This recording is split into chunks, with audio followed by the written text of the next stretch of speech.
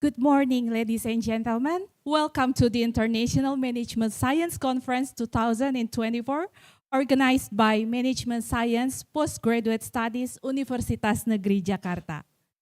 Well, on this joyful occasion, I would like to extend my deepest greetings to our distinguished guests who are already in this room. A very warm welcome to the esteemed Head of Doctoral Program in Management Science, Universitas Negeri Jakarta, Professor Dedi Purwana.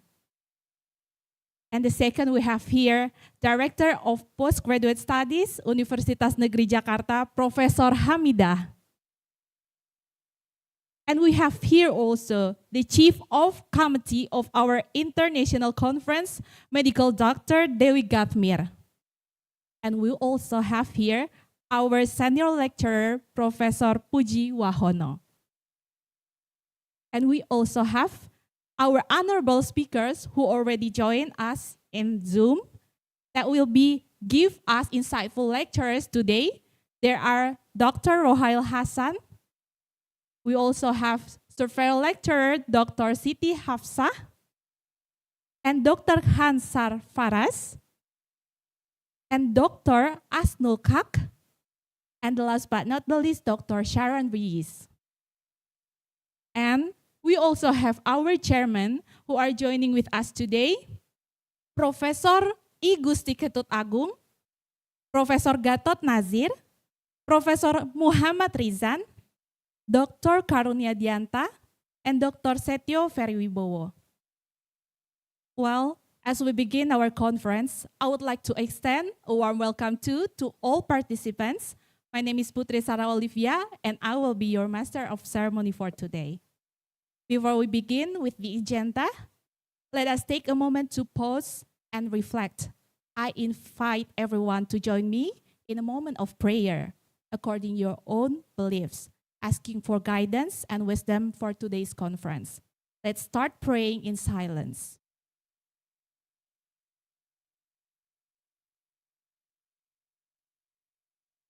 Amen.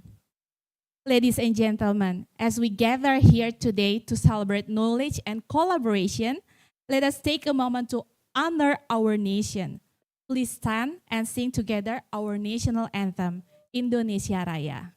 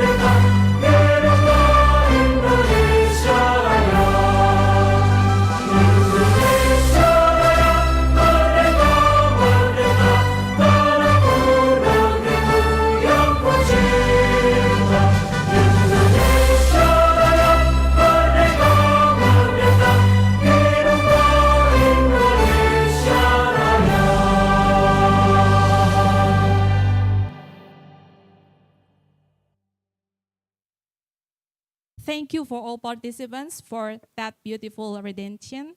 Now let us continue with opening remarks from the Director of Postgraduate Studies of Universitas Negeri Jakarta, Professor Dr. Dedi Purwana, who will share his insights and welcome us to this important event.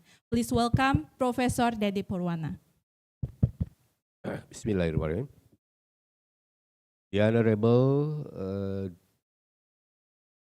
Head of Study Program, Professor Hamida, distinguished speaker, Professor Khan Sarfaraj Ali from INTI, International University, Malaysia, distinguished speaker, Recording this stopped. is Dr. Siti Hafsah Zulkarnain from the University Technology Mara, Malaysia, Recording in the progress. Honorable Board of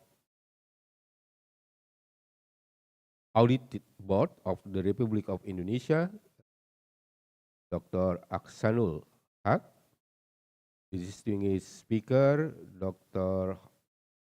Rohail Hassan, Director of PC Program from University Utara, Malaysia, and distinguished speaker, Dr. Sharon Recording Reis, stopped. agronomist and agri-trade business expert from Netherlands.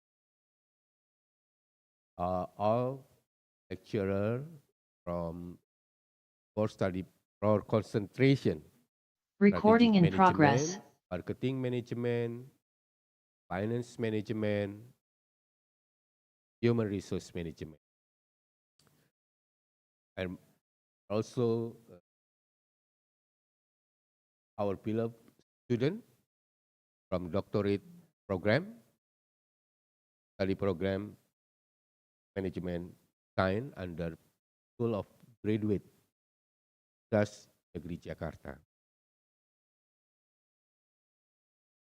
Good morning, ladies and gentlemen.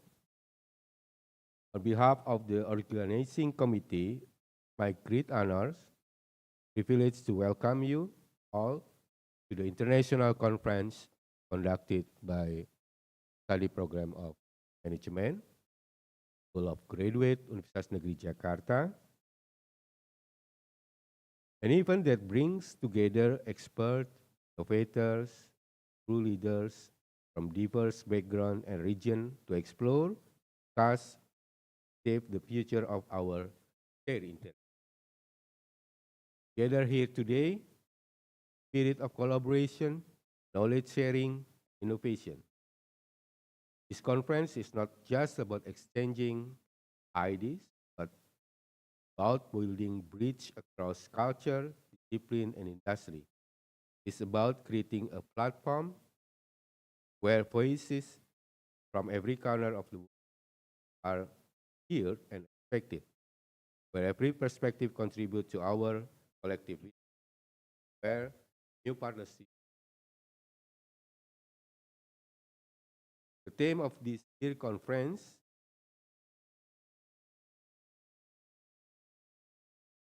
Sustainable Peace, Era of Artificial Intelligence. I believe hot is there.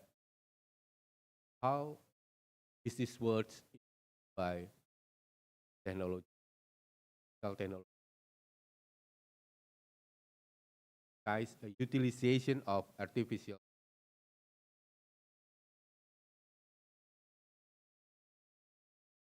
reflects challenges and opportunities lie ahead as we navigate rapidly changing world. More important than ever to come together to learn one another, explore how we can apply our collective expertise to address pressing issue of our time. You will have the opportunity to engage with cutting-edge research, participate in insightful discussion, and network with professionals from a multitude of fields, especially in management, science, business. We encourage you to be open, to share your idea freely, and to be inspired by the incredible work being done by. Let us take the opportunity to use boundaries of our knowledge, challenge our assumption, and to explore new paths, way, solution that can have a meaningful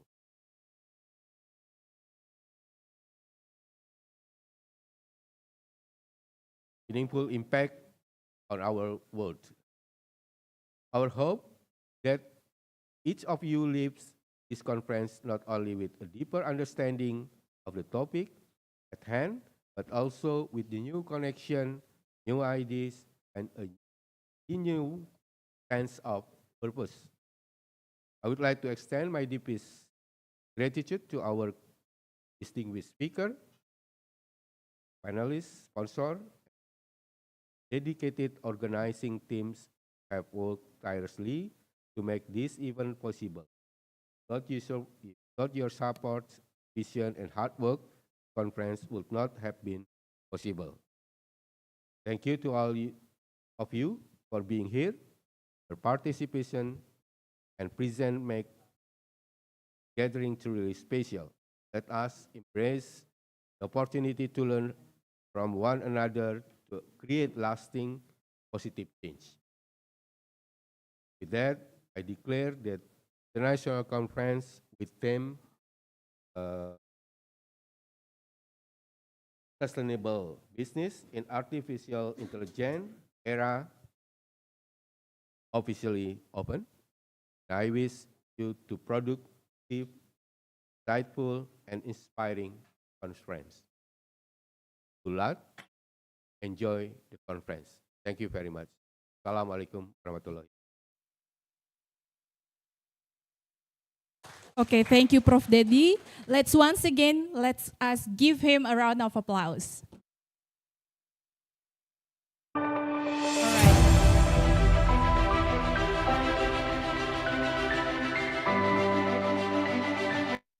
Now it's time to have exciting lineup sessions as we will hear two remarkable speakers from 5 international speakers assisted by 4 study programs finance moderators that will be represent in turn on behalf of the study program. 2 moderators from strategic management, there are Mr. Mahardika and Mr. Fahri. 1 moderator from finance management, Mr. Henry O. Simbolon, and another moderator from marketing management, Ms. Nani Fitriani. But before we start, we are going to do the photo shoot first before the professors leave the room.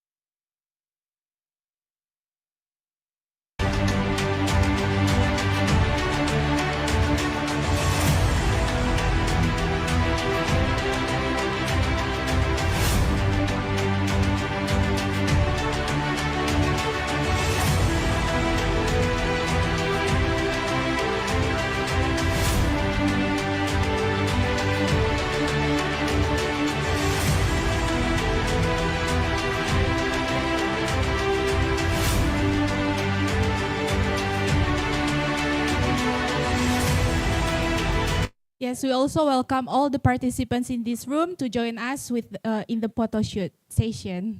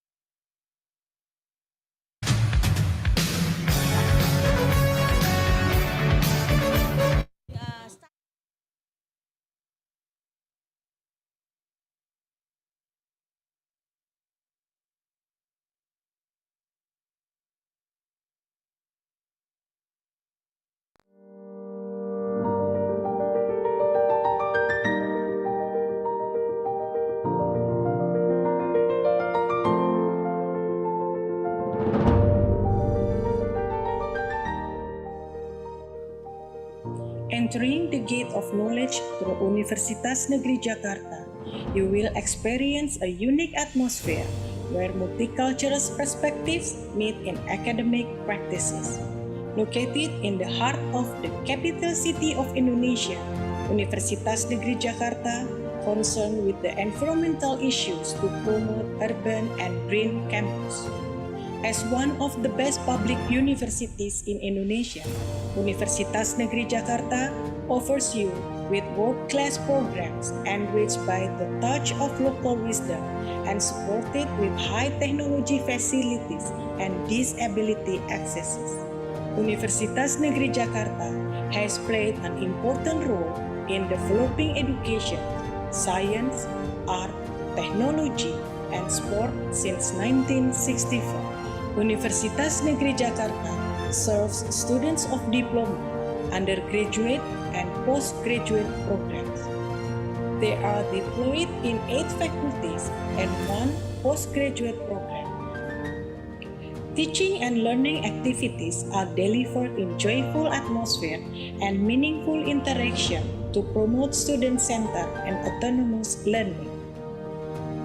For that purpose, Universitas Negeri Jakarta developed laboratory schools where various educational innovations are tried and tested to get best practices.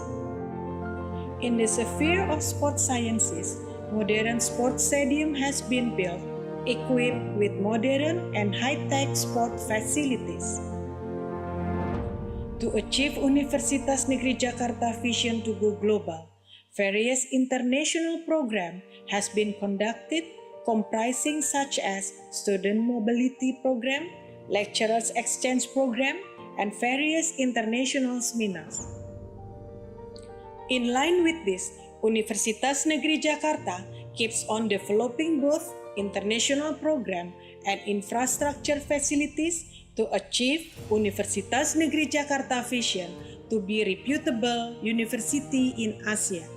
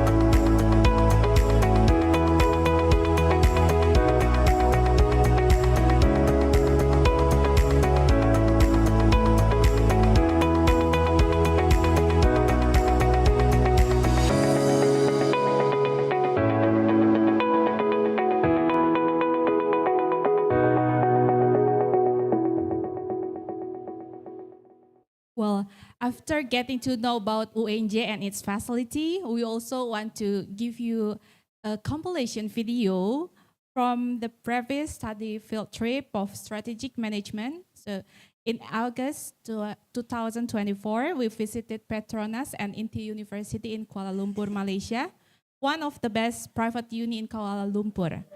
And in Petronas, as we know, everyone knows that some of us might ever visited Twin Tower Petronas, took a picture in that famous twin building, but we were there, go straight up to the Tower Bridge, and a lot of things we learned from Petronas. They implement strategic management. As we know, Petronas is the most significant resource company for its own country. Please enjoy the video.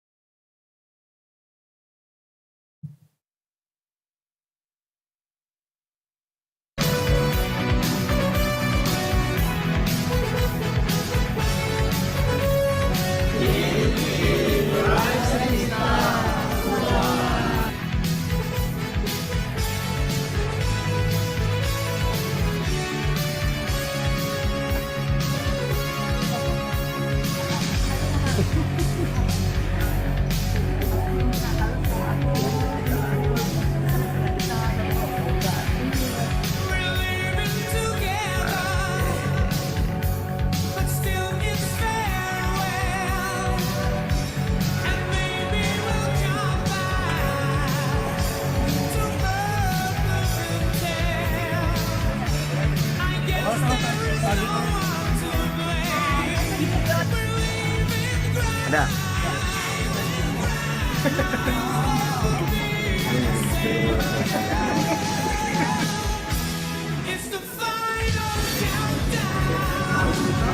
Wah, music ya.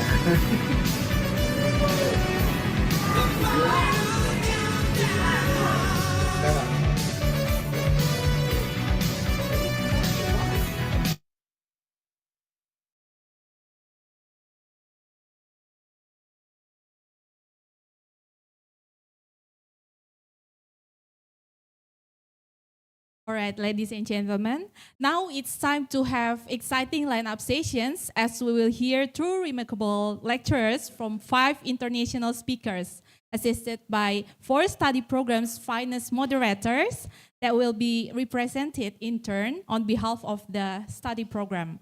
So once again, I introduce to you 2 moderators from strategic management. There are Mr. Mahardika and Mr. Fahri. 1 moderator from finance management, Mr. Henry O. Simbolon. Another beautiful moderator from marketing management, Ms. Nani Fitriani. To get to know our first keynote speaker, I welcome our prestigious doctoral student, Mr. Mahardika. The time is yours.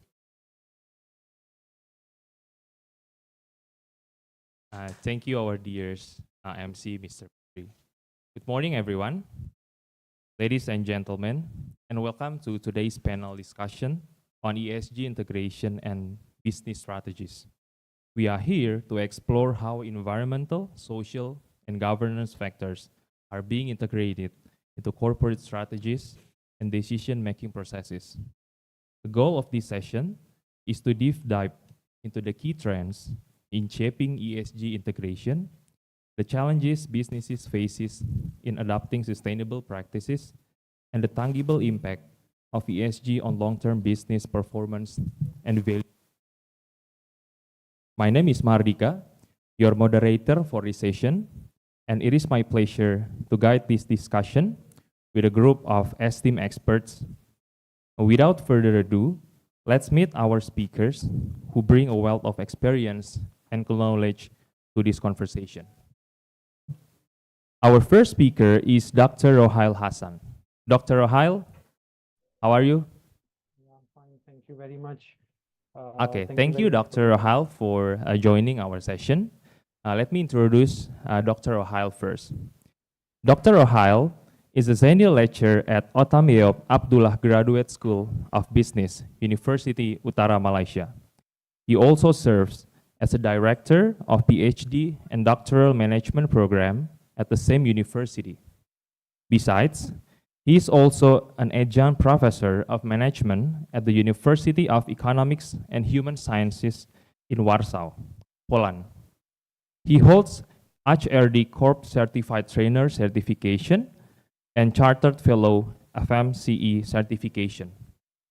He has a very broad interest research such as diversity and inclusion, institutional ownership, corporate governance, mergers and acquisition, corporate strategy, financial management, sustainability, ESG, SDGs, CSR, business ethics, and cross-disciplinary research area.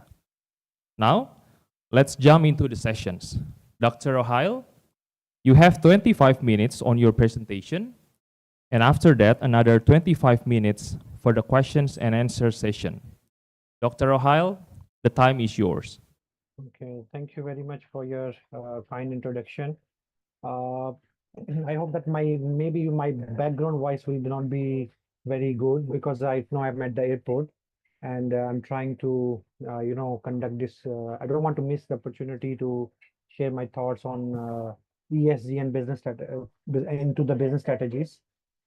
I hope that you guys can understand that my voice is clear to everyone. I just want to cross check.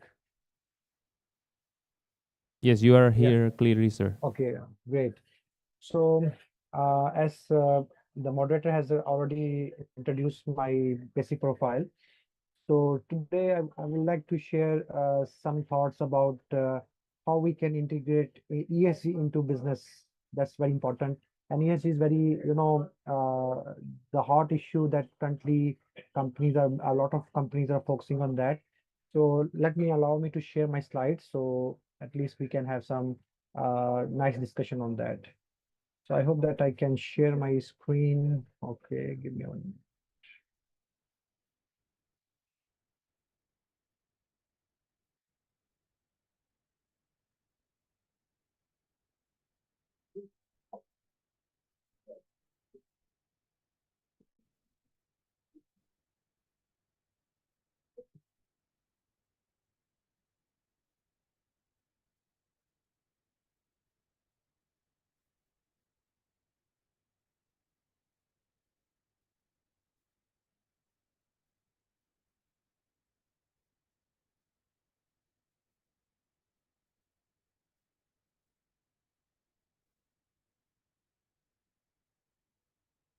It's taking time. I hope that you can see my slide on the screen. Okay. Okay, so the topic which I am going to talk about today is about the ES integration into the business strategies. And as already my moderator has already explained about my basic introduction, so I will not spend much time on that. And currently my research focuses on artificial intelligence and blockchain technologies and digitalization. So that my main focus on that. And let's have a nice debate. So we will follow the Chicago rule. So I will give opportunity to ask question at the end of the session. So feel free to ask the questions if you have anything in your mind. And I will talk about some of the ESG integration strategies into business, and then we'll talk about some concepts, and we will not discuss the solutions here. Uh, and the main learning objective that we will able to know that what is ESG, as well as how companies are adopting ESG and how they are integrating, as well as then what is the link between ESG and the firm financial performance, and what are the main challenges that the companies are facing in terms of implementation of ESG.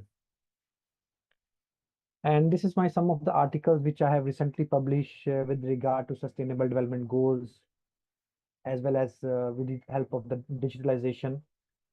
It's just to portray somebody interested to read, so please feel free to that. And these are some of the articles that I publish in the sustainable business model in the maritime policy, as well as the CSR activities and sustainability research. Also, the responsible innovation and corporate behavior in the fashion industry. So these are some of the publication which I have recently tried to contribute in a way that how these technologies actually helping to achieve sustainable development goals.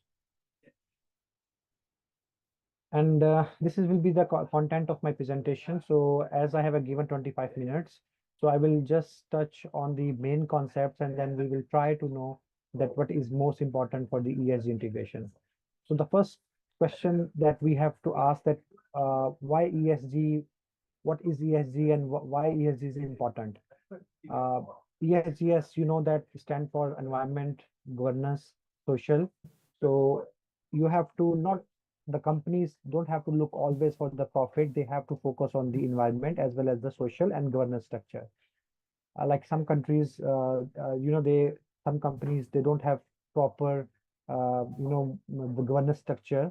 Even they are doing good, but the problem is maybe they are not giving up equal employment opportunity, the diversity and equality and inclusion and inclusivity concept is missing. So remember that when governance refers to the company leadership, management philosophy, practices, policies, and internal control and shareholder rights. Same goes to social. Social is not about only you have to look at your society and your stakeholders, those who are direct or indirectly linked to your company. So we can say that you have to create value for your stakeholders. And also then environmental is very important nowadays. Very, the climate change and all these issues happening due to this industry. So the companies are focusing on environmental issues a lot, and the countries even due to the climate change, they have to focus on the operations of how the company's operation actually have direct impact towards the ecosystem. So ESG is all about, and ESG is about not, it's not a fund, it's not about, the investment, it's about the practices, how we report, and how we going to the measure the impact in terms of governance, social impact, as well as the environmental impact. So that's the basic concept of ESG. And ESG used to frame to assess the company how manage the risk and opportunity that shifting the market and non-market conditions create. So they talk about the environmental as well as the social system and economic system. The most important thing is that so these three systems impact on the entire landscape of company operations. So ESG is not about values. ESG is about the ability to create sustain long-term value in a rapidly changing world and managing the risk and opportunities associated with these challenges. So I'm sure that you have heard about the companies are talking about the sustainability reporting as well as ESG reporting, and ESG has a direct link with the firm financial performance. And the investors would like to see that how ESG invest, especially market perspective, they want to see that what kind of ESG practices the companies are doing. Especially most of the countries have make it mandatory, or some are make it encouraging to have ESG reporting. So ESG reporting important in a way, and certifications, a lot of different kind of frameworks are available for the ESG reporting. So, and then There is no universal categorization for ESG issues, and some can be defined in different ways depending on the industry, company characteristics, and business model. Several sectors have a different. Amazon, let's say, doing ESG reporting in a different way. Tesla is doing different way. So we have to know. So the most important thing is that now the concept of DEI, diversity, equity, and inclusion is very important within the organization. So companies are focusing. So we have right now the 17 development goals that companies try to relate their operational activities with the sustainable development goals. And the ESG concepts is, evolving with the passage of time, as well as it's become the need for the companies. And the governance issues, more diverse board is important. Diversity must be should be enhanced in the board at the governance level, the board of directors level. And also that is the good image for the company. Those companies are doing ESG practices. That means they are helping in a way that to in terms of social values, as well as environmental values, as also the governance values. They are promoting equal employment opportunity as well. I hope I am audible to everyone. Just please confirm with me if I'm audible to everyone. One person can answer. Can you hear me? Yes, doctor, we can hear you. Okay. Okay, great. Just to cross check, because it's not that sometimes maybe the internet disconnect, so I'm just not speaking only. Okay, so according to an analyst, must be able to break down the issues and assess how they impact the performance and profitability. So that's about ESG. So what is the evolution of, I have shared already slides. So you guys may take the slides. So 1980s actually they started this the evolution of ESG concept, and now it's become, last time CSR sustainability, now it's ESG reporting after 2020 plus.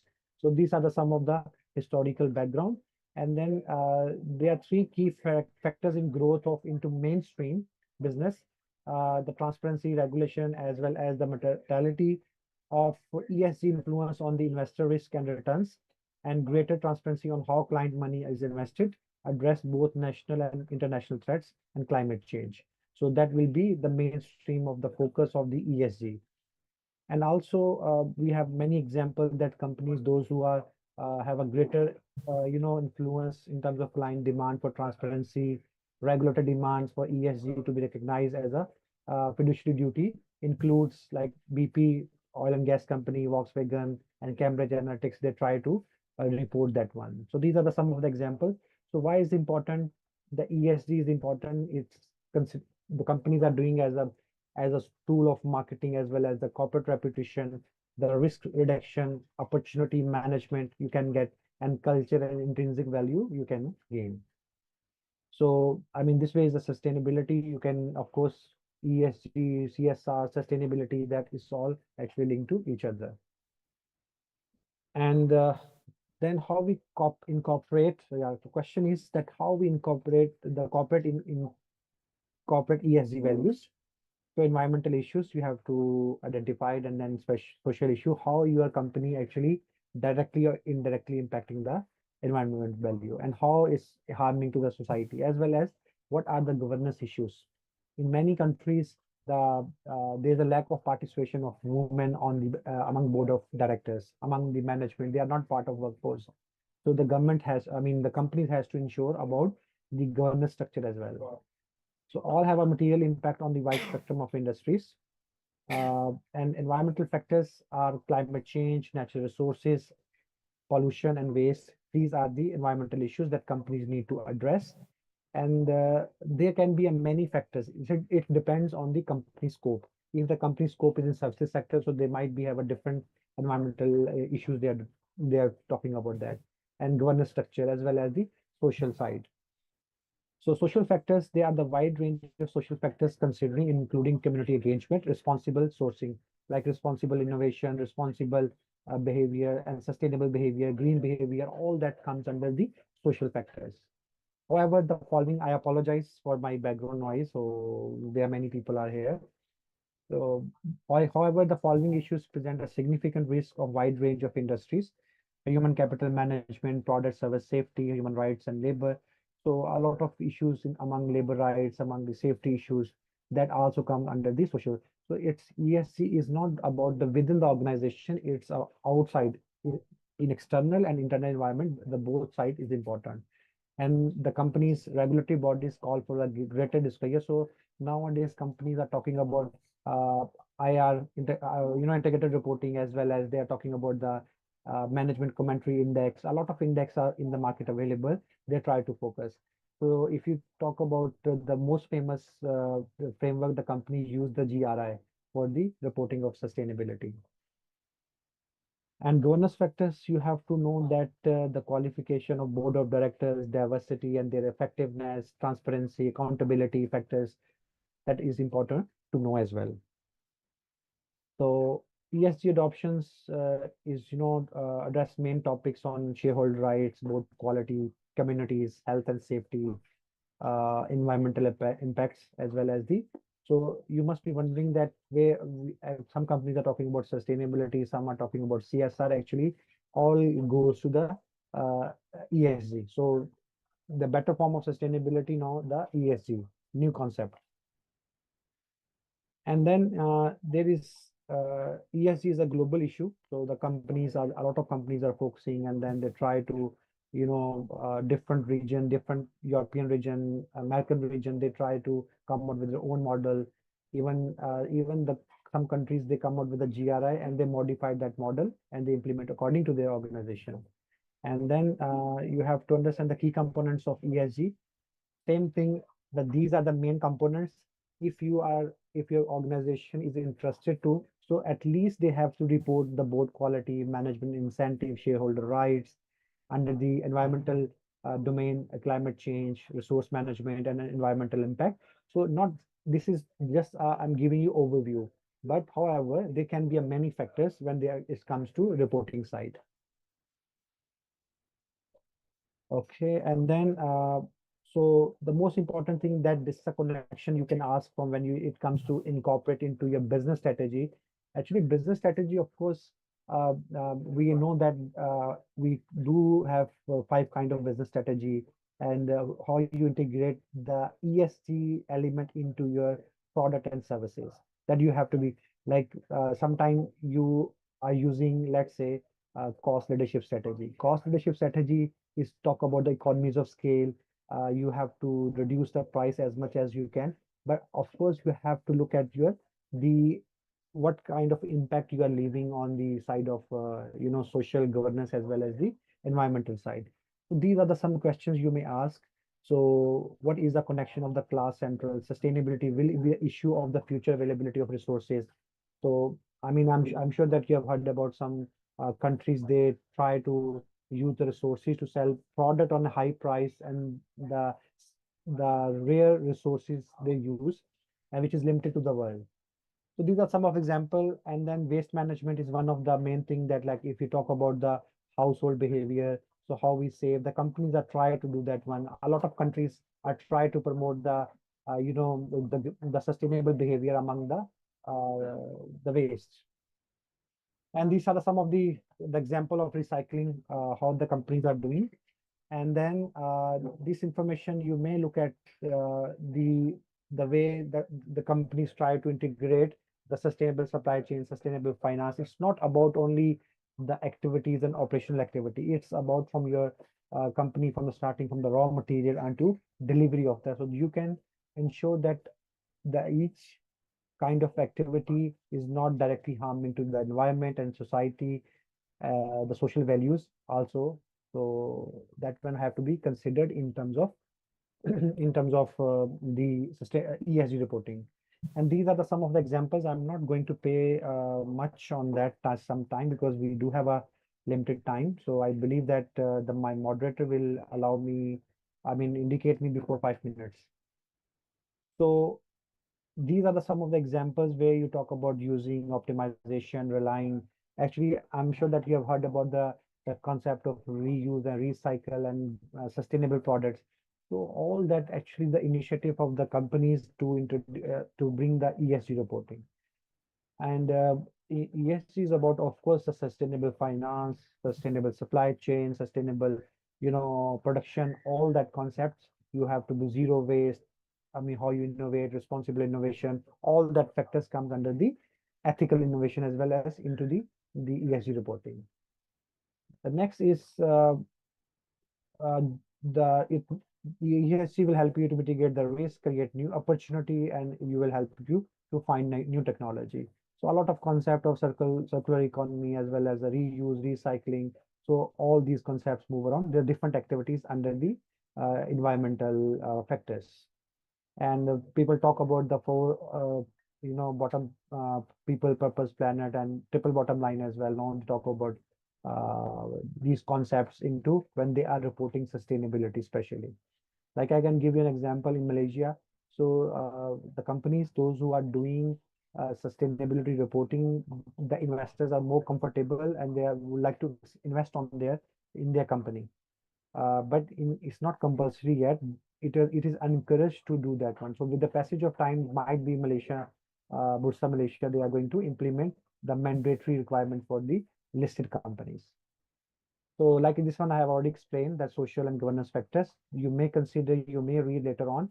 The slides have been shared. And the structure, this is some of the examples which I try to code. I thought I have 1 hour, so that's why I prepare a lot of slides. But anyhow, as given time, 25 minutes given to me. So on that note, so these are the some of the concepts that the companies are using. Different movements are going on, like recycling, waste management, cleaner production, zero emission, zero carbon, green economy, circular economy, the what we call it, blue economy. All those factors are these concepts are the way the companies are trying to introduce in terms of ESG form. Also, a lot of benefits you can see that being a sustainable business, so easy for the investor, recruitment purpose, regulatory compliance, all those things will help you to give you benefit on that. We have Dr. example of, Rahil, I have yes, to please. remind you have 5 minutes remaining. Okay. Thank you. Thank Thank you. you very much. So these are some of the examples that you may consider. So in nutshell, that if I want to, let's say we try to conclude, the overall message that what I want to give. So ESG is not about only that you need funds for that. Of course, you have to, it's a culture where you try to report and systemize, the practices must be systematic and must be reported. Many organizations, they are trying to do that one, but they are not reporting well. So make sure that their focus is from raw material to until delivery of the product must be the behavior in a way that they are not harming to the environment. They are looking at the social factors as well as the governance factors. These are some of the different level of carbon, the companies are talking about in a past years. So these are some issues. We talk about global warming, health issues, gender inequality, poverty, inequalities, biodiversity, and pollutions. So these information are the main thing that the companies do talk about CSR, but now is the upper form of CSR is towards the ESG side. And if you talk about the other things, there are many other things that the reporting, how you're going to measure, the different kind of standards are there. So companies try to do the sustainability as a ESG as a marketing tool. They try to promote their products. So they are bringing into the marketing message, all those aspects they are bringing when it comes to the marketing. So sustainability is using as a marketing tool. And then also there are different way of doing reporting. Bloomberg, we have data stream. There are many companies, those who are providing the information on that. So in nutshell, if we talk about the ESG, the most important thing is that the companies has to build a new revenue lines, expanding the new markets, creating plan and innovate on your product and services. So is technology, of course, playing a greater role when it comes to the ESG side. Build your brand and marketing on the base of that and create operational efficiencies, reducing operating costs and more resources, raise investment capital. Also in terms of environment, publish a carbon sustainability report, limit harmful pollutants and chemicals, seeks to lower greenhouse gas emissions and use renewable energy resources. So the factors these have to be considered: operates ethical supply chain, the support LGBTQ, as well as the policies to protect again the sexual misconduct, pay fair wage. I mean, gender pay gap must not be there. Governance must be diversity must be embraced. The corporate transparency as well as the CEO chair of the board of directors. So these are the some takeaways. So ESG is not a future, not a fad. ESG is ethical as well as ESG is the process, not type of fund. ESG supports a better informed investment decisions making. So the best way to predict your future is to create it. And thank you very much for giving me the opportunity to speak up with the on this. So, and then the last message I want to say, a lot of research, those who I'm sure that these are academic background, many people who are interested to explore this side, this area of research. Yes, there is a great gap and potential where the researchers can, explore this area. Thank you very much. All right, please give a big applause for our wonderful speaker, Dr. Ohio. Thank you, Dr. Ohio, for such an insightful and engaging presentation.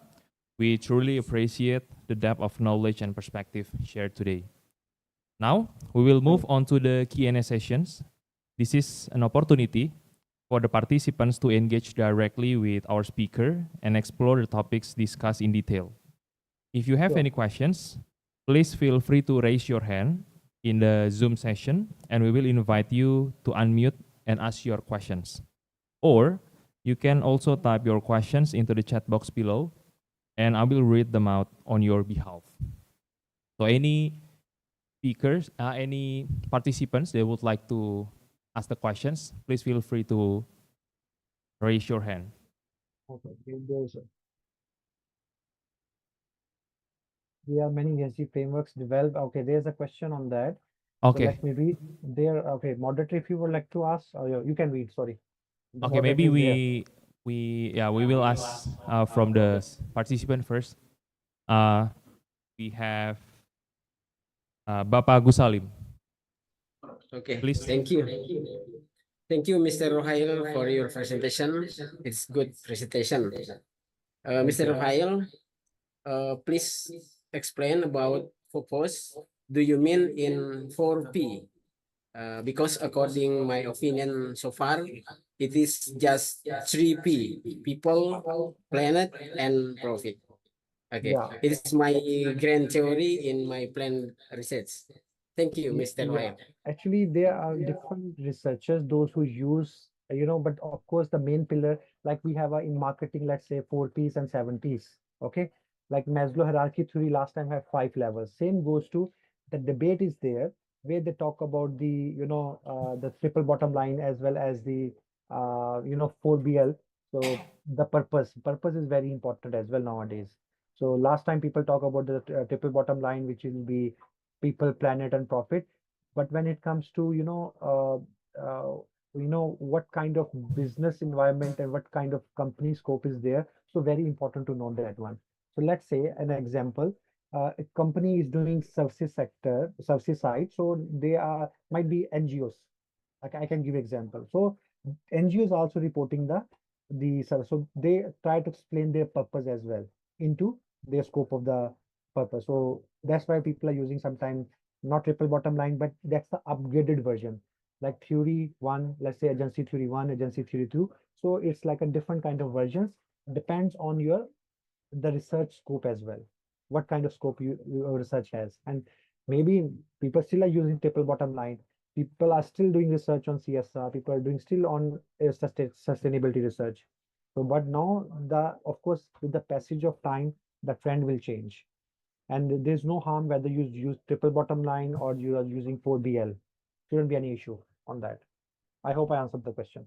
So you can utilize until unless you can have justification why you have used 4BL. That's most important thing. I Thank hope I you. answered the question. Yeah, welcome. Yeah, thank you, Mr. Agus, for a very good questions. And now we'll move into the next. We have here also from the Zoom sessions, Mr. Shukron Sazli. Please unmute yourself and ask the questions. Thank you.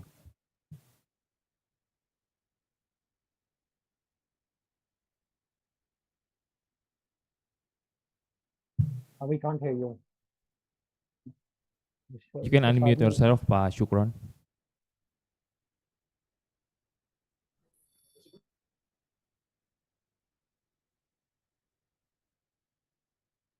we can't hear you. Yes.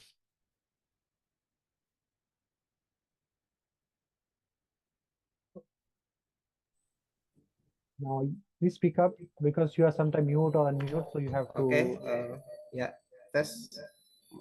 You can hear my voice? Sure. Yes, I can. Yes, I can hear you. Okay, thank you so much for your great presentation connected with ASG, because this is a very, very famous issue right now. Well, according my opinion, ESG, as you say that it is not just value, but it is stability. And you have delivered an example of a great or big company as an example to implement the ESG. But according my opinion, it's easy for a big company. But how connected with the small and medium enterprises? Because as you know, that small and medium enterprises is the big share, especially in the developed country like Indonesia or Malaysia. So how to implement in SME, and then who has the I mean that who will initiate it for that. And second opinion, according my opinion, it is a trade-off between SG implementation and profitability. Uh, what your opinion about that, and how to solve it? How to solve if there is a trade-off for that? Okay, thank you so much. Okay, it's a very good question. It's a provoking question in a way that the companies, listed companies, are still struggling for the ESG reporting or sustainability reporting or whether integrated reporting. So I believe that with the passage of time, if let's say you want to sell your products into European countries, so they have different standards you have to follow. Like you have to follow safety standards or maybe product standards. Same thing goes to with the passage of time. There are many organizations, those who already successfully got certification for ESG sustainability certification, different organizations are providing. But let's say if you want to stay in the game for the business, so whether you are being a SME company, small medium enterprise company, whether you are listed companies, so you have to go for that kind of reporting and the structure, because it become the need of the society as well, need of the market. So you cannot run away from that. And of course, the countries, those who are regulatory bodies, they will ensure that these companies are followed. We know that the small medium enterprise do have a limited resources. They cannot come out with very detailed kind of information. However, let's say governance structure is very easy. You don't have to require a lot of cost to implement that one. That governance structure, let's say I say the top management teams, the gender equality, equity concept into your small medium enterprise. It's easier to bring.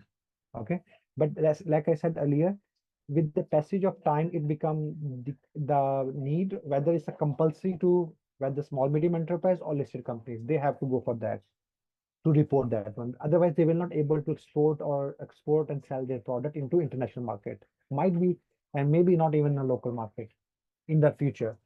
Regarding you ask a question that technology, yes, technology playing a greater role in terms of ESG. Let's say last time you are producing product, I mean using with the technology. Now the technology is there where you talk about, you don't have to like hard work, labor work, machines can do, it can replace, technology can replace the humans later on. Some places that technology innovation bring innovation, so that innovative products also, is a part of as well ESG as well. So your product has to be innovative, not directly or indirectly harming to the environment and the society. I hope I answered the question. Okay, thank you, Dr. Rahel, and for the answers, and Pak Syukron for the questions. We also have another two participants they would like to ask. We would like to invite Pak Kasra Munara. Pak Kasra, please ask the questions and unmute yourself.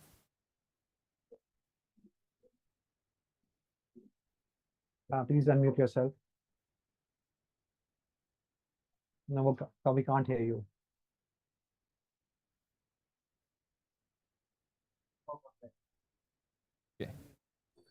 Okay, you can unmute yourself, Mr. Kasra. You haven't unmute yourself. Wait.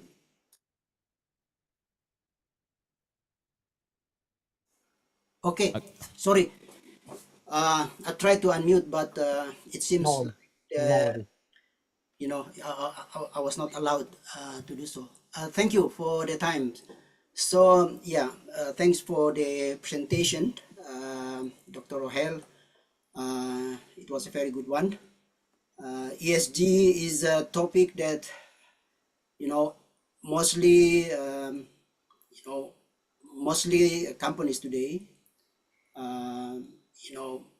trying to implement the ESG concept, trying to put their target. But there are two things that I would like to ask you. There are two problems basically that we see today. Something called a greenwashing.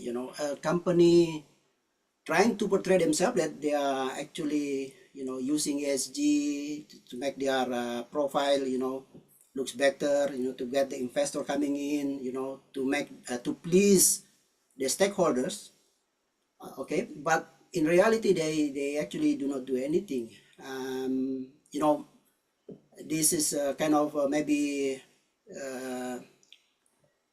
creating some suspicions from the community that ESG has been used as a tool only to do their marketing, so that they get the approval from their customers or from their community, right? And the other thing is there is no standard reportings that used nowadays in ESG. As you mentioned earlier, that different industry, different company, they have their own reporting, and because of that, there is no way that it can be measured. It can be standardized, so that for example, oil and gas company, manufacturing company should follow this format so that it can be audited. Just like finance, you have that company like Ernst and Young, to do their finance auditing, so that we can see directly, right? Yeah. So yeah, thank you. Yeah, okay. Thank you very much for your input. Yeah, that's why, sometimes companies do as a lot of marketing tool use, they are talking about sustainable development goals. They're talking about ESG, greenwashing and all that, sustainable product, but they are not doing. So, that's of course the responsibility, the ethical values are very important. So maybe at the front, let's say we can take example of Coffee Beans or Starbucks. At the front, they might be portraying that we are doing this, but back end maybe not doing. Okay. But when we can see that they are doing a lot of CSR activities, when they try to contribute to the society. So the companies, those who really are doing in real, we can see. Those who are not doing, we can see also. The customers are, are very wise, and stakeholders not, they close their eyes, they keep an eye on the company activities. And of course, first thing is the ethics are important in when it comes to reporting. So ethical values are important, and then on top of that, the many countries actually trying to develop their own framework for reporting point of view. Like I can give you example that Indonesia, I'm sorry, Malaysia, they come out with they have developed their model modified from different standards they have adapted, sorry, and they try to come out with but it's not mandatory yet. So they are encouraging companies to report it, because by doing ESG reporting, they can have a better value in the market. The market value, even what we call a shareholder value, is also has a greater link in terms of the performance. So ethics are important. So remember, whether research or whether it's a business, so business ethics are important when it comes to that. So that one government has to ensure, of course. Thank you. I hope I answered the question. Thank you. Yes, please. Next question. Thank you, please. Dr. Hal, for the answers, and Pak Asra for the questions. We'll move on to the next questions. We have here Ibu Siti Aisyah Taiwan. So Miss Siti Aisyah, please ask your questions. Hello. Thank you for the opportunity. Professor Rahel, it is about how to incorporate the business into the ESG. Here, we have a company in Taiwan who produce the product of healthcare. It is disposable from plastic, but the disposable product is very important for the healthcare. But we didn't sell in Taiwan. We sell outside the country. How to report for this and how to for the corporate social responsibility reporting, because we are not using here, but we sell to another country. So Yeah, the impact of the plastic disposal yeah, for healthcare for the other countries. That's the how to incorporate the business. yeah. I mean, in terms of when you're recycling the plastic and producing new product, we're using technology and innovative product that you are developing, whether you are using within the country and outside the country, but you're still, doing, if you are want to report that side, of course, you are maybe the social values you can bring as well. You are also considered as for the environmental activity that where you are recycling and reuse it and you're making sustainable product. So there's no problem, but the question is what kind of standard you follow, whether you are follow GRI or integrated reporting. We have SI, sustainability indicators. So there are many report standards all over the world. Not many, I mean, the most of the famous is SI and GRI and SBAF. Yeah, that one is the three main standard that the companies try to use that one. So depends under, so your activities can be considered under the environmental as well as the social side as well. So both are you can consider. So it's not about one activity you are doing, how you report it. So every time there has a KPI, key performance indicator, the quantification is important for that activity. I hope I answered the question. Okay, you. so we can choose which one we can contribute to the country that we sell the product. Is we could be Yes. for the social, so we contribute for the country when we sell that for that one. Yeah, yeah. So of course it's a measurement. The measurement is important. The KPI is important. The quantification of that activity. Okay, thank you so much, Professor. You're So welcome. I can understand how to incorporate the business into Yeah, the you're ESG. welcome. No problem. Thank you. Okay, thank you, Miss Siti, for the questions. Now we'll move on to the next participants. We have Mr. Agung Painrudin. Please unmute yourself and ask the questions, sir.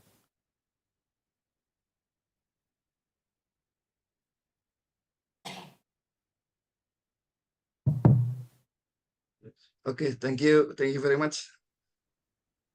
You can hear? Yes, I can hear you.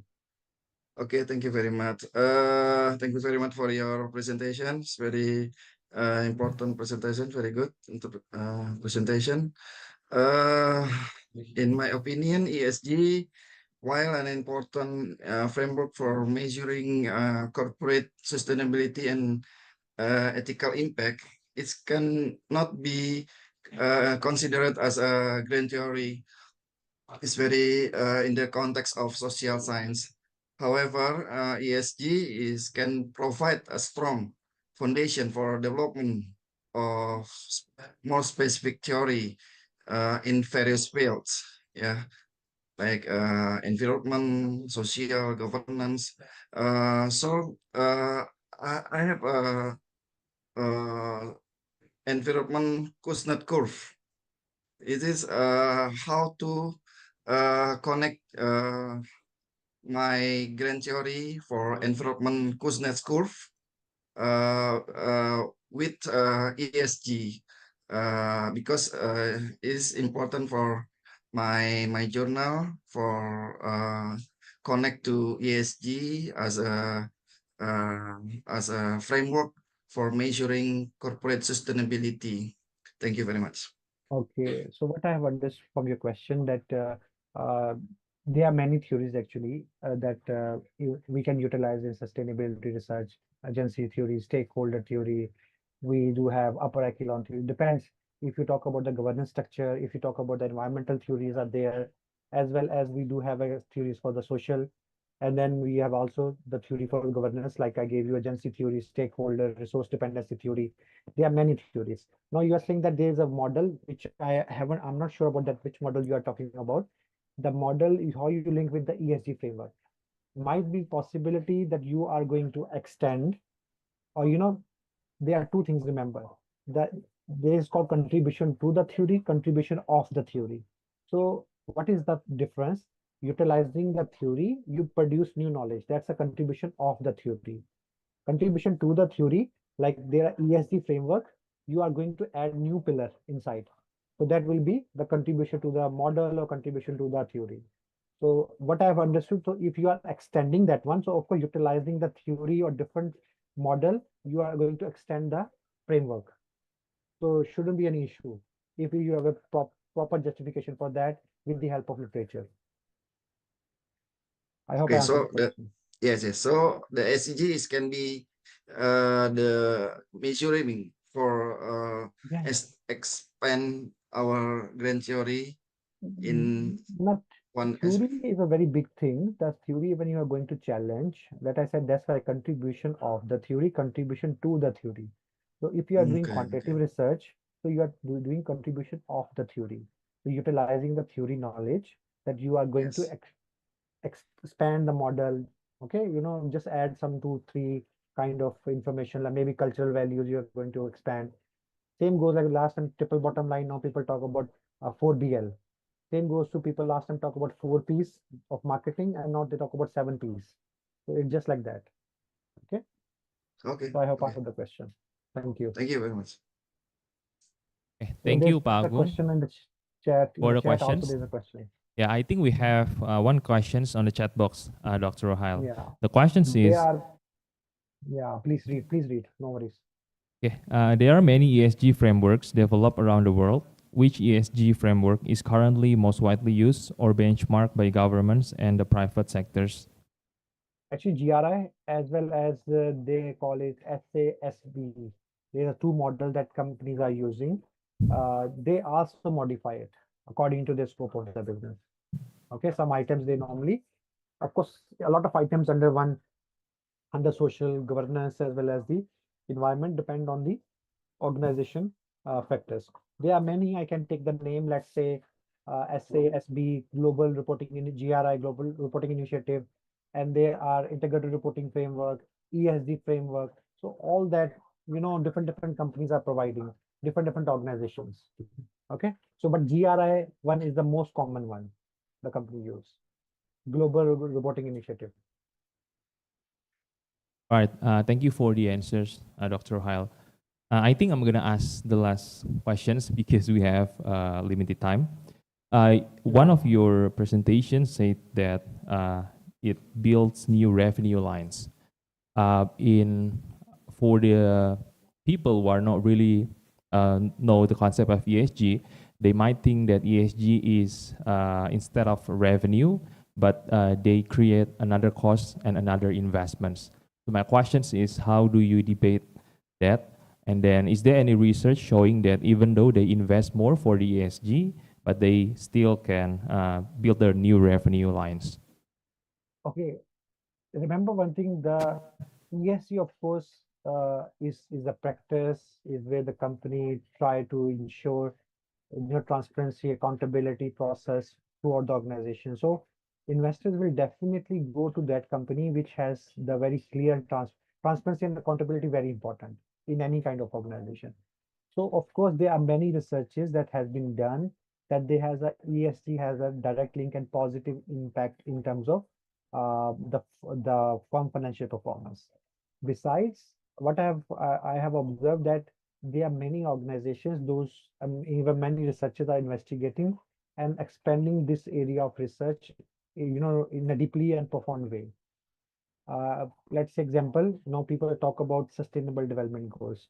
So the company started about, ESG is important, sustainable development goals important because the sustainable development goals belongs to the country, and that represent your country, that whether what kind of SDGs practices that you are doing within your country. So all those researches so far shows a positive result, but might be in some researches that are not significant impact. But most of as per my knowledge and my reading, the literature shows that the positive impact in terms of firm financial performance. And of course, this is not investment, this is a factors. And of course, ESG, if your company is reporting and doing practices in real with the under the umbrella of ethics, business ethics, so I'm sure that they consider as a very effective tool for their organization. Okay, thank you for enlighten, Dr. Rohail. And thank you everyone for the excellent questions and lively discussion. We have now come to the end of our Q&A session. At this moment, I would like to take the opportunity to present a certificate of appreciation to our esteemed speaker, Dr. Rohail.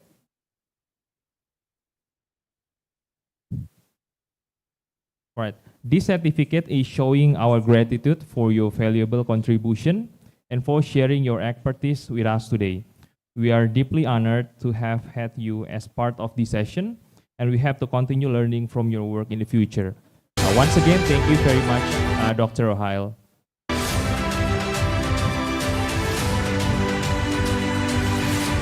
All right.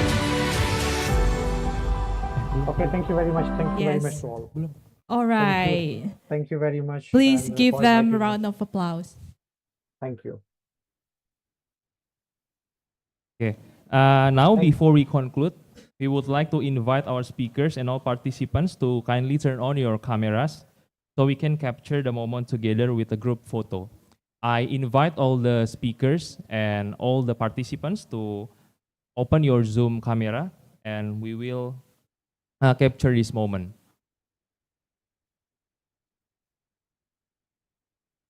Okay. We have how many pages? Yeah, All right. It's a great number of participants, 394. Big Okay. number. Okay, we will go in very quick, yeah. Okay, 1, 2, 3. Okay, thank you. Next pages. 1, 2, 3. Okay, next pages. 1, 2, 3. Okay, next pages.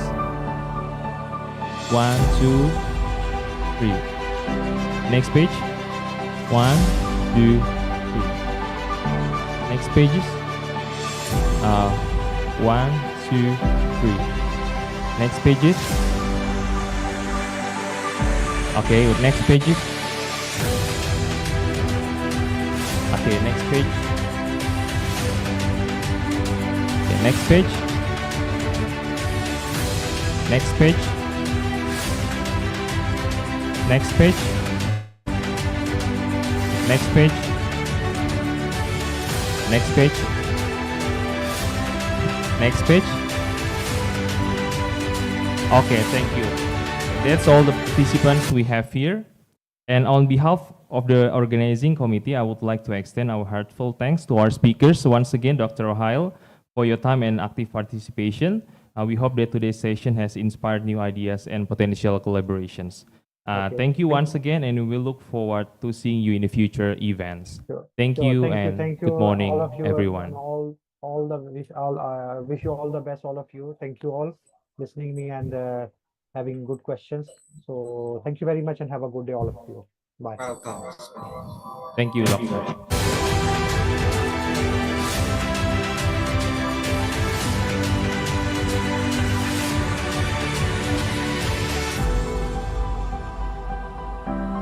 Okay, that was a wonderful discussion. Thank you, Dr. Rohail Hassan and Mr. Mahardika.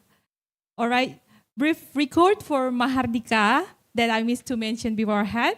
He's one of our distinguished doctoral students who received his bachelor and master degree from Institut Teknologi Bandung, and currently he's working on state-owned financial company in Jakarta.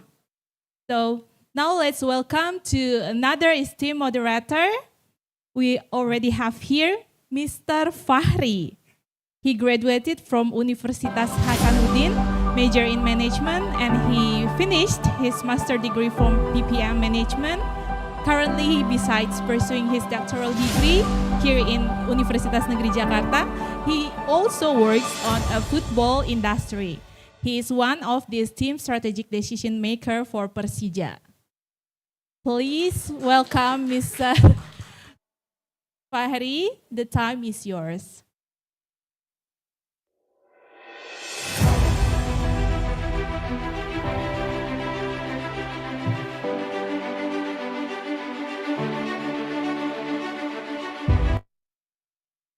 Good morning, everyone. Introduce myself. My name is Fahri, and I'm. Hello. Oh yeah.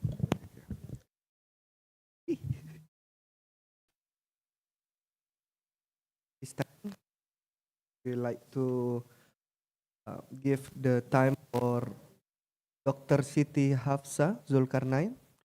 Are you there, Mrs.? Yes, I'm here. Okay. I don't see your face. Yeah. Okay. But now I see your face.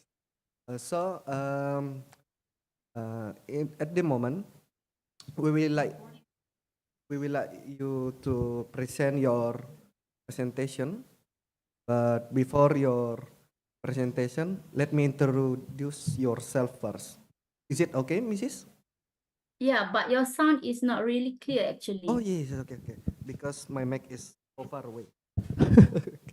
Okay, this is good for you? Yes. It sounds good? Yeah, okay. Okay. Let me introduce yours curriculum vitae first. So I make some resume about yours. So Dr. Siti Hafsa Zulkarnain is senior lecturer at the Center of Study. Oh, survey. Okay. Surveyor at here. Okay. Oh ya udah. Oke lanjut aja. Okay.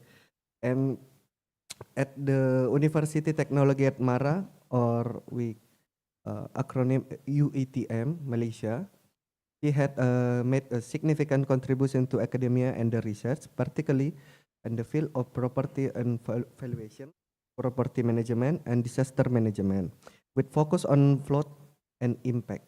Dr. Siti Hafsa has been actively involved in various research projects and has published numerous articles and book chapters on topics such as impact on flood hazard on residential property and integration, disaster management, and sustainable housing. He is also served a reviewer for several international journal. Research has been recognized through the multiple awards, including the Anugerah Perkhidmatan Cemerlang from UATM in 2021. Additionally, Dr. Siti Hafsa is actively engaged by community survey, having served an advisor at national organization like Yayasan Budi Penyayang Malaysia. Okay, Dr. Siti Hafsa Zulkarnain.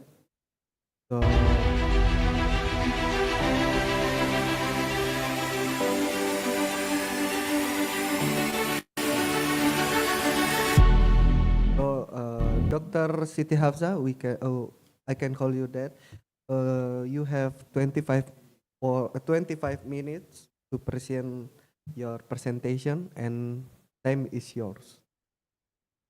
Okay, thank you so much, Mr. Moderator, and a very good morning and Assalamualaikum to everyone. Okay, can I have my slide, please? Okay. Admin. Slide. Or maybe I can control by my own. Is it okay? Hold up. I think. Wait a minute. I think I can share the slide. Oh yes, you can. Yes, you can. Much better, I think. Yes. Thank you.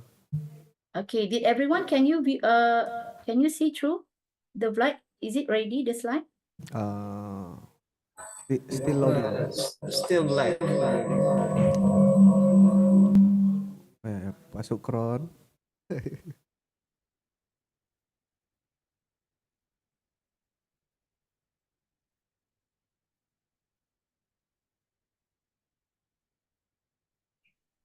Sorry.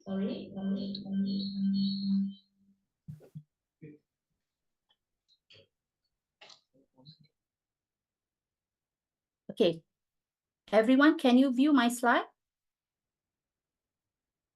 Hello? Hello. Yes, we can Yeah. see your Everyone, can presentation. you view my slide? Yes, yes, yes. We can see. Okay. Okay. Okay. So the topic given to me for today's is on the leaderships and company culture sustainability. And as we know that this is the two components that I will focus is one is on the leadership and number two, what is the company culture towards the sustainability? So this is the two elements that will be discussed today. Okay, this is a little bit about me, what has been mentioned by the moderator before. I'm a lecturer from University Technology Mara, and my background is actually on the property management, real estate, and I'm a professional member of the board of valuers, appraisals, estate agent, and property managers. So normally, when it comes to the topic of real estate is also one of the parts of the company that we are going towards the sustainability. Okay, as introductions, actually, when we talk about sustainability, there is a two component that I mentioned before. One is on the elements of leadership, and one more is on the element of the company culture. These two elements is a very important element towards the sustainability, vision and missions in practice. So normally, the leadership and company culture sustainability is referred to the integrations and the practice of the ways how the leaders manage the organizations. So in each of the company, the leaders must be the main actor towards the sustainability. And we need to know how the company culture can support these practices over the long term. Because when we talk about sustainability, it must be not only for 1 year, 2 years, but it must be sustained for long term. So this is the most important part, the task or the functions of the leader towards the sustainability agenda. So normally, the sustainability is focused on creating a balance between business success and social, environmental, and ethical responsibility. So towards to achieving the sustainability in long-term period, we need to make sure that we have to balance up between the business, the profit making that we get from the company, but also we need to have the elements on social, environmental, and also the ethical on responsibility. Okay, so the first element is on the leadership. So the leadership sustainability, we can say that these elements is the concept is involved how the leaders, how the leaderships make a main as a main actor to make sure that the decisions that the leaders make are prioritize the long-term growth. So because I mentioned before, sustainability is not only the activity that we can plan only for 1 year, 2 years, but this is a long-term plan. At the same time, the leaders also must have certain elements or certain qualities to make sure that the sustainability agenda can be achieved in long term. So there is a 4 element involved as a leaders. One, we call it as a visionary thinking. So the leader must be visionaries. They must know in long term what is the strategies that will involve in the company. And in long term, the leaders also need to develop what is the best element, what is the best framework, what is the best strategies that they will move forward to make sure that the business and the operations of the company can be sustained for long term, can be thriving for the future generations. And number 2, the leadership also must have the ethical decision making. What is meant by ethical here is the leader must be fair, must be transparent, must be integrity, and responsible to the governance of the business practice. So the step-by-step that have been strategized by the leaders, it must be transparent, it must be integrity. And number 3, the leaders also must have the qualities in leading by examples. What is mean that the leaders must show the best attitudes, the best commitment. They must demonstrate the commitment to sustainability through the personal actions. He or she must show the actions toward the sustainability. Okay. And the last is the leaders must have the empowerments, meaning that the leaders must enable the employees to contribute to sustainability goals, fostering innovations and accountability. So meaning that not only the top management need to have the strategies, need to have the vision and mission on the sustainabilities, but as employees, we also need to have the contributions toward the sustainability goals for the company. Okay, the element number 2 is the company culture sustainabilities. So when the company have the strategies, the framework towards the sustainability for futures, the company culture also must be balanced up. What is mean that the company culture sustainability is fostering an organization's environment. So the environment of the organization, the environment of the company must support the sustainability in terms of values, the behavior, the actions, and the characteristic, the practice must be aligned with the long-term developments of sustainability. So how we can evaluate this one? The company culture must have what we call as a 4 elements also. One is the shared value, meaning that the organizations, the employers and employees, they must embed the sustainability throughout the company activities. They must show the values towards the all staff on the company. And number 2, it must be inclusivity and diversity. Okay, what does it mean? The company must encourage a diverse workforce that contribute innovation idea for sustainability. So meaning that all the activities, all the tasks that will be imposed to the client, to the employers, it must be innovative ways. And number 3 is the employees' engagements involving the employee sustainability initiative. Maybe they need to have a programs that engage all the employees to make sure that they have the awareness on the sustainability, how to achieve the sustainability as a company goals. They must have the engagement between the employers and also the employees. And number 4 is the long-term focus. Okay, what is meant by long-term focus is prioritizing the future focus strategies over short-term gains. Maybe they need to have reducing the waste, enhancing the well-being and promoting the community impact. So this is a company culture that need to be aligned with the company goals, and at the same time we need to have this value amongst all the employees that we engage in the company itself. Okay, why we need to have these 2 elements for the sustainability goals? First is the element of leadership and also the company culture. Why it matters? Because the organizations is not only for the finance to achieve the financial success, the business profit, the business opportunity, but also they need to think that the company activities, the contributions of the company will have positively impact to the society and also the environment. So this is the most major major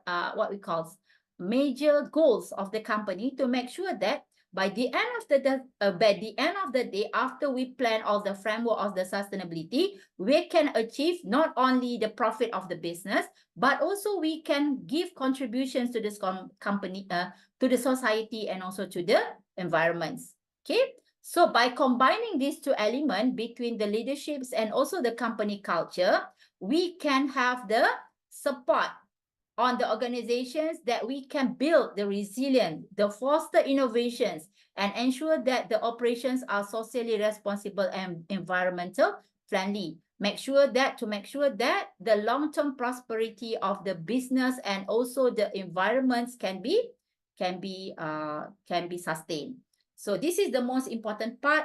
As a company, we need to know that we don't only focusing on the profit making, but we also need to focusing on the other parts of the environments and also community as well.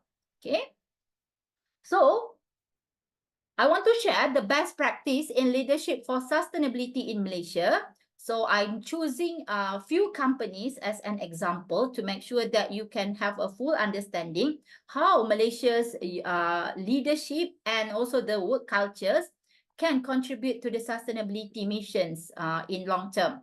So in Malaysia, the sustainable leadership has become increasingly important as company and industry recognize the need to balance economic growth with environment's responsibility and social well-being. So there is certain elements of the best practice that we introduce for the leadership and towards sustainability on the Malaysian context. So this is what I mentioned is on the Malaysian context. There is several best practice that I choose from. There is a lot of best practice actually.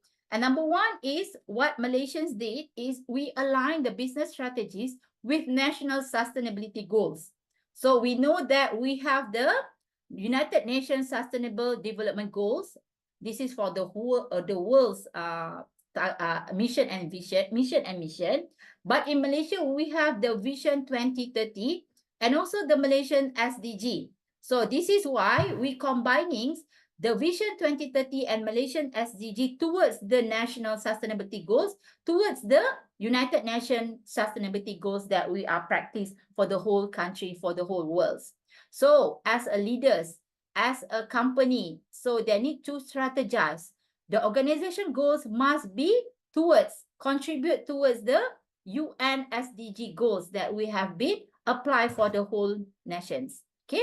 So for example, in Malaysia, we have so many, a huge number of conglomerates like a big company, a huge company such as Sime Darby Properties, Sime Darby Sdn Berhad. We also have a Petronas. In Indonesia, we call it as a Pertamina. This is a multi-million company that integrate the company vision and mission towards sustainability, integrate with the United Nations SDG for the long-term business strategy. Okay, this is what we call as the long-term Malaysians aligning business strategies with national sustainability goals. So the theme of the 11 Malaysia plan, this is the example what we did in Malaysia. The theme is on the anchoring growth on peoples, meaning that the company that involved as a multi-millionaire company just now I mentioned is also involving the Malaysian citizen to grow together with them, to make sure that they can be sustained in long term, to make sure that all the Malaysian citizen is not leaving no one behind. That is the theme that apply in Malaysia, that align the business strategies for each of the company with the national sustainability goals introduced by the United Nations SDG. And number two is the ethicals and transparent governance. So meaning that number two element is on the ethicals. When it comes to the words of ethicals, it's same meaning with integrity. The integrity, the responsibility, it comes with the responsibility and also the accountability. So meaning that the company that involved to be sustained in long term, it must practice the ethicals and transparent governance. Okay, so the transparent governance and accountability is the key aspect to make sure that the company that want to sustain in long term, it must be as an element of integrity, transparency, accountability, and also the responsibility. So this is not only, the ethic is not only focusing on the leaders, but also the whole staff, from the top management until the lower management staff apply in the company. So one example taken for this element is come from the CIMB groups. CIMB group is a banking institutions in Malaysia, the top banking institution, and also the Indonesia's CIMB also we have some of the what we call as a branch as a CIMB Niaga in Indonesia. So this is the bank institutions. So these CIMB groups, to make sure that there is a transparency and integrity elements involved in the governance, they applies the best practice on the operating model for sustainability at CIMB, implement the sustainability report each year. So meaning that starting from the board of director of the CIMB until the lower level of the employees in CIMB, they are practicing the sustainability reports on the operationals of the monetary institutions that we have in Sime Darby group. So meaning that all the document that be prepared by all the employees has the elements of ethicals, what I mentioned just now, on the transparency, on the integrity, on the accountability, and so on. And number 3, to promoting the green innovations and technology. So the leaders in the company must have the initiative to encourage the innovations in green technology, such as renewable energy, energy efficiency, and also sustainable manufacturing, to make sure that the investment that they invest in the technologies and also all the asset management can be maximize the profit, but at the same time, it can be minimize the environmental impact. So this is very important because nowadays there is a lot of elements of climate change happen. Why? Because some of the property players, the industrial players, the manufacturer players is not really understanding on the promoting the green innovations on the technology. So actually we can promote the green innovations and technology. At the same time, we can maximize the profit of the business, but we also can minimize the environmental impact as well. So example, in Malaysia, there is one company, we call it as the Tenaga Nasional Berhad. Tenaga Nasional Berhad is the providing the service on providing the electricity supply to all the domestic and also the manufacturing and industrial properties. So the Tenaga Nasional Berhad, they have one solutions under the Net Zero and Green Technology Initiative to make sure that the elements of technology involved in the business have promote the green innovations. Okay, this is the example. Okay, the Tenaga Nasional Berhad, there have been leadings on the providing the sustainable energy solutions in Malaysia and environmentally. So towards the end, starting from the year of 2014, they are moving forwards until year 2030, if I'm not mistaken. They are trying to have a net zero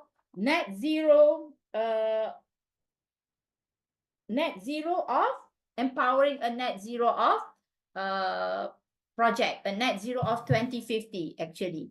Okay, then element number 4 is on the fostering a culture of inclusivity and corporate social responsibility. So this is not only the governments, but also the private company, the NGOs, most of the parties involved in fostering the culture of corporate social responsibility.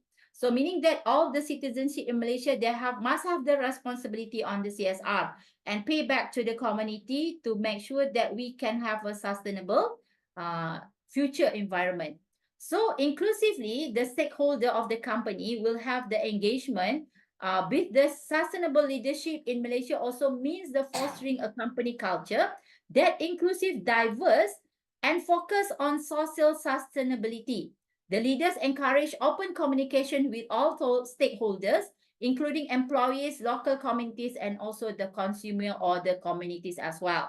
So meaning that each of the companies in Malaysia, they have to have an activities with the elements of corporate social responsibilities, and these activities must have the engagement not only with the stakeholder, but also the employees, the employers, and also the local community, and also with the government institutions or the local government as well. So this is a very good opportunity to make sure that the profit from the business that they get the profit, they can share together with the community. So they can contribute with a lot of activities on the engagement between the company and also the community. The community is not only like what we call as it can be schools, what we call the engagement can be the community can be maybe from the school communities, and then we can also involve what we call it as a OKU, orang kurang upaya, okay, and then we can also involve other types of community as well. Okay, so for example, in Malaysia, there is one company named as YTL Corporations. The YTL business is most likely as a construction company, infrastructure company that embedded all the activities of the project of the company involved in this company, they will have the initiative on the responsibility on the environments, on its operations, and then initiative that involve for the project, each of the project. So YTL is a conglomerate company also in Malaysia.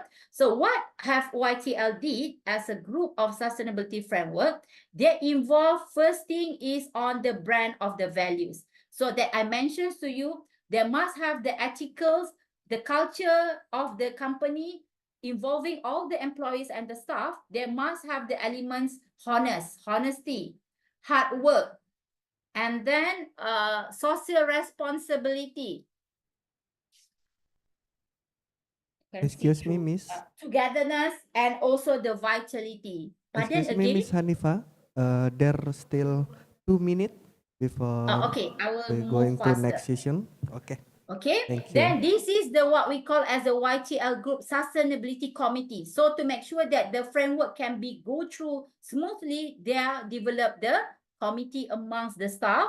And then number 5 is how we can implement the circular economic practices on the resource efficiency. So first thing, the Malaysian business company must have the economic principles on the recycling, waste reduction. So I take example on the Nestle Malaysia.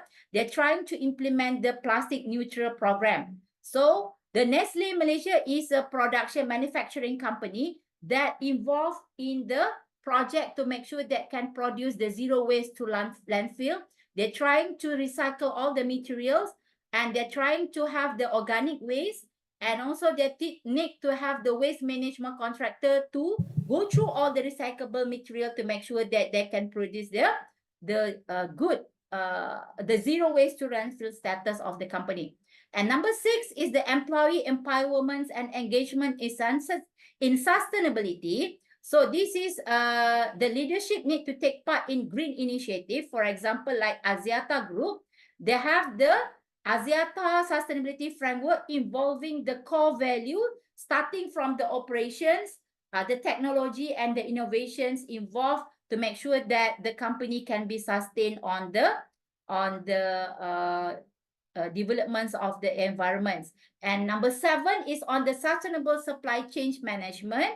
Okay, this is the sustainability and value chain to make sure that the Malaysian leaders can practice within the supply chain. So this company that I choose here is the Top Glove Corporation. Top Glove is the company that manufacturing activities is supplying the glove, the hand glove.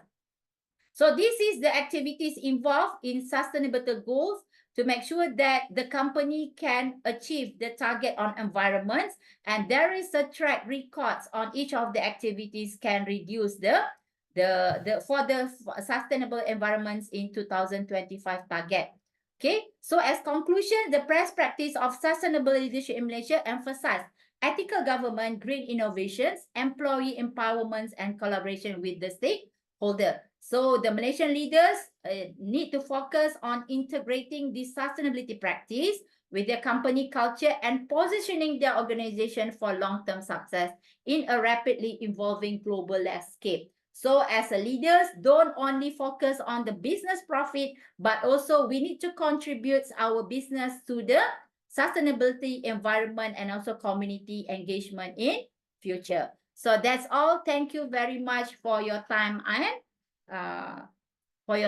Thank you. Thank you, Mrs. Dr. Siti Hafsa. So because we have a limited time, the board make a statement. We have Q&A at the end of session. Yeah? Yes, at the end of the session.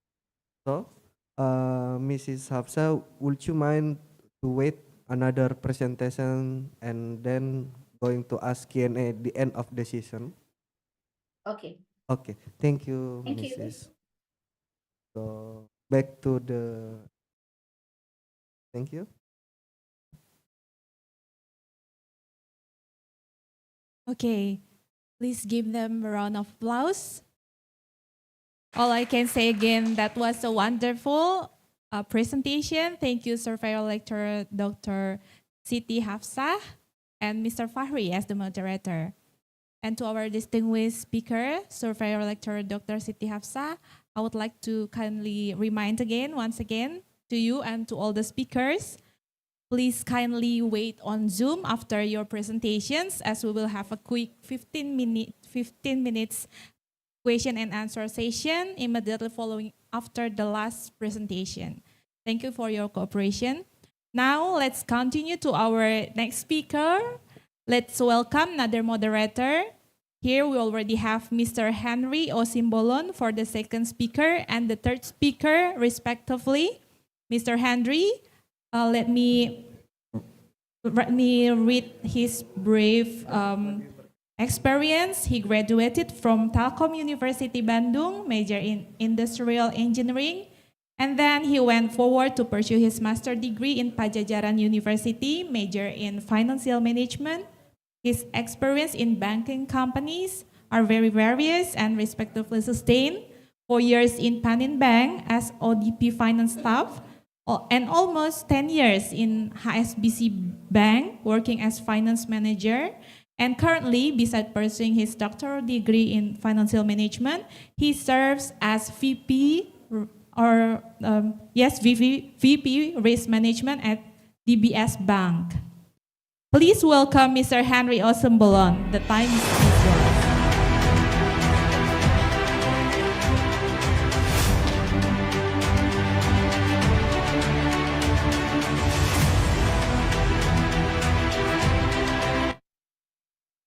Thank you for the MC that already introduced me. And now, before we continue to another training topic nowadays, it is sustainability, financial management, and green finance. Let me introduce next our international speaker. He is Professor Dr. Khan Sarfraz Ali. He has, with more than 20 years of experience in the fields of education, research, training, and management, has made contribution in the areas of academic development. Sorry for the admin. For the presenter is should be Professor Dr. Khan Sarfraz Ali. So for the CV, maybe you can change.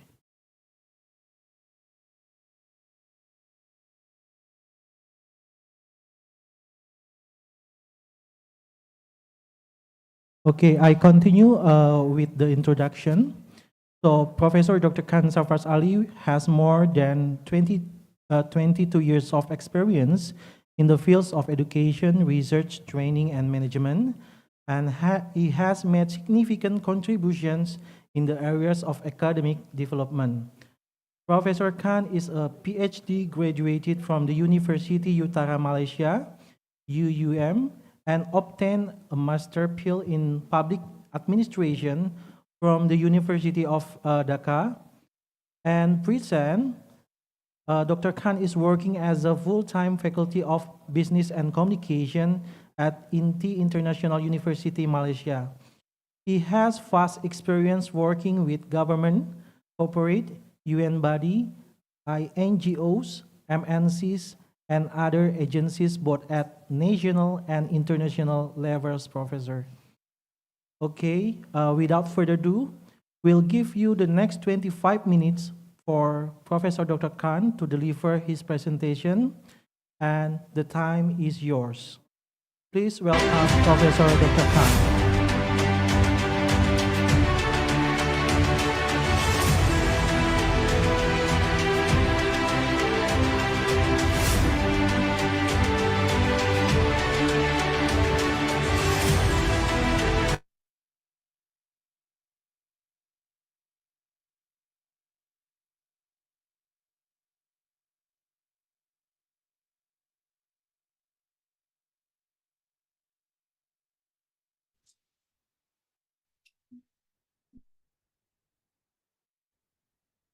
Mr. Professor, are you there?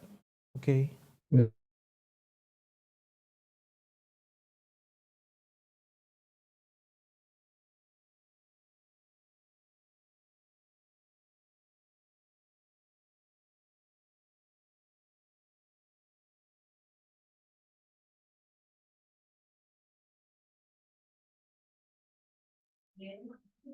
Am I audible?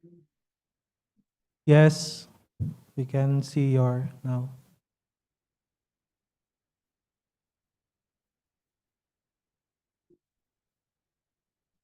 Is the slide visible now? Yeah, it's clear now for the share screen. Oh, thank you so much. Highly appreciate the initiative. My special thanks to Universitas Negeri Jakarta. We know this as Jakarta State University. And a special thanks to Dr. Devi for inviting me and contacting me every time. And heartfelt thanks to the organizers for allowing me to be here. This is Dr. Khansha Fazali with you. And basically, I'll focus on one topic, that's sustainable financial management and green finance. And I have tried to make my slide green because I'll focus on green finance. So welcome you once again. Selamat datang. Before I go for my discussion, I like to share very clearly. Actually, I think our main audience is our students of any level. And hopefully I've seen they are around 400. I've seen the participants is around 400. Most of them are university students from different corners, from your part, from our part also. And definitely I'll not go for a boring session. I'll not go for lecture, just enjoy discussion. I will just share my few slides with discussion mode. What can you see in the slides? Basically, we can see two photos. One photo is that a boy is trying to have some water. Another is a boy is suffering from ill health. And we can see some deforestation. And in a research, what we found, around 3.6 billion people already live in areas highly vulnerable to climate change, according to World Health Organization. And according to Wildlife, in a recent data we have seen, the world lost more than 16 million acres of forest due to global deforestation. And World Health Organization also indicates 37% of heat-related deaths occur due to climate change. Heat-related deaths among those over 65 have risen by 70% in the last 2 decades. Between 2030 and 250, climate change is expected to cause approximately 250,000 additional deaths per year. That is so alarming, and all should be due to undernutrition, malaria, diarrhea, and heat stress. And as we know, we are feeling threat for heat wave, wildfire, flood, tropical storms, cyclones, hurricanes, all are caused by climate change, deforestation, and so many things. And basically, sustainable financial management has emerged to address the areas. Already, Dr. Rohail, my brother from same university, I also got my PhD from University of Malaysia. He also already addressed environmental, social, and governance issues. And what we like to add, sustainable financial management involves the integration, basically, integration of ESG factors into financial decision-making process. And that's why it's financial management. There should be integration in between ESG and decision-making for the financial sectors. Sustainable financial management basically aims to create long-term value for both investors and society, and also minimizing negative impacts on the environment. So, as I shared with you, I'll focus basically on the sustainable financial management, green finance as well. And here I like to mention already previous scholars, they mentioned in the slides, basically sustainable financial management, the concept like to address the 70 goals of SDG. These 17 goals were set in 2015. And among those goals, I like to focus on few goals for my presentation. Of them, goal number 6, that address for clean water and sanitation.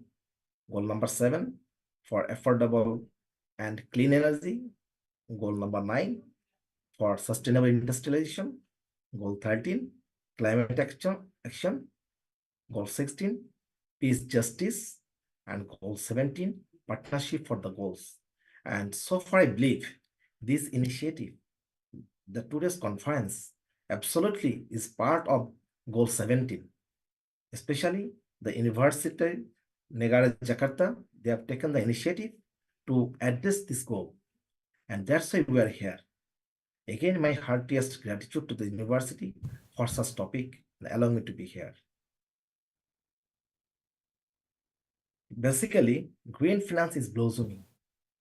If we invest green, we can get the return in green. Green finance basically refers to the financial investment that provide environmental benefits in the broader context of sustainable development. As you can see, definitely it address and it likes to address goals 9 of SDG, that is sustainable industrialization, innovation, and infrastructure. Again, we see green finance basically aims at reducing carbon emissions, enhancing energy efficiency, promoting sustainable resource use, and financing activities related to environment protection, climate mitigation, and adaptation that address the SDG goal 13, that is climate action or protect the planet. In another sense, what can you say? Yes, green finance means green investment. Green finance means green economy. Green finance just green asset. Green finance means reforestation. And green finance means zero emission of carbon. The world will be green, earth will be green. So the investment or financing should be for green purpose. Now, let us focus on the importance of green finance. What are the importance? First, green finance helps to address climate change and environmental benefits, especially reduction in air, water, and land pollution, reduction in greenhouse gas emissions, and improved energy efficiency.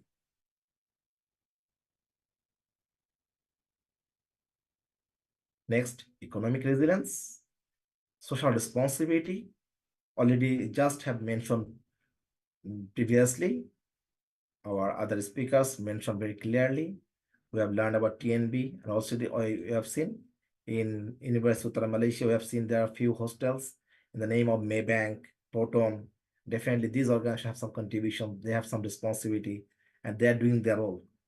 And in many companies, nowadays, they are helping to promote CSR activities. Next one, support transition to green economy. Yes, definitely. We have learned about blue economy. Now we are talking about green economy. If we want to save our planet, if we want to save our human being, that's why we need green financing. Here, I like to discuss few key components of green financing. We are talking about green bonds. You know, green bonds is basically raised for renewable energy and energy efficiency. According to statistics, we can see the value of green bonds traded would soon hit 2.36 trillion US dollar. And you know, one of the largest organization who is working for green bond, that is the World Bank. And we can see another one is Climate Bond Initiative. Basically, they are an international organization working to mobilize global capital for climate change. Next, green loan. Nowadays, we are encouraging the financial institutions, especially the banks or the other financial institutions, to invest in green loan for energy efficient home renovations, electric vehicles, etc. Regulatory frameworks is very important. Yes, I was listening very carefully. One of the audience was asking a question to Dr. Rahil about this one, how we cannot become successful. Especially, I like to address Mr. Kasura.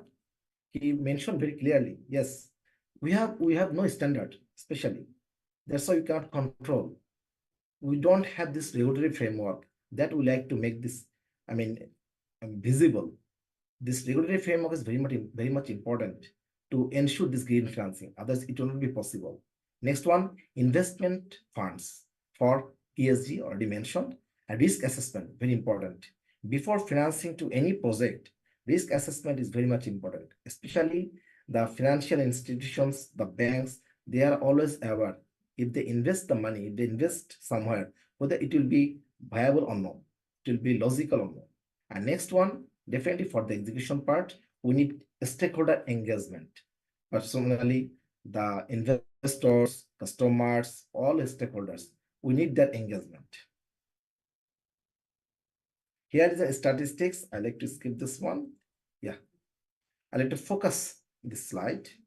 Green financing projects. Actually, what are the projects where you can concentrate? First one, carbon offset projects. Nowadays, you see, especially in Bangladesh, I'm from Bangladesh, I like to mention that, we are turning our traditional brick fields into auto brick fields. Nowadays, they are not cutting the trees, they are not burning the trees, they are not making any air pollution. And with the funding of World Bank, we have initiated few auto brick fields. They are using some blocks and they are creating the bricks that is sustainable and helping the society as well. Next, you see electric vehicle infrastructure. We know about Tesla. Yes, now it is Tesla car. It is definitely environment friendly. It is not consuming any petrol, gas. It is using the solar, battery, etc. Next, definitely renewable energy installation, energy efficiency. We know about solar panel. Now it's worldwide, and especially in the developing countries, solar panel has a positive impact on the environment aspect. Yes, it's very important. Waste management recycling programs is very important, especially in the areas of textile industry, particularly as an RMZ exporting country. Bangladesh is making attention and already have drawn attention that they are applying and they have implemented effluent treatment plant or ETP. So this ETP, they can clean the garments and textile colors and other ingredients, and it can clean the water. That is helping the land also. And here, there might be confusion of why I have used this logo. Regarding Tesla, they are working for green environment. They are running electric vehicles that is helping the environment. Similarly, Adidas, I like to mention, that many of you know, Adidas have a project that they are using the plastics from the ocean and recycling, and they are producing their products. They are making some shoes. So they are also helping the environment.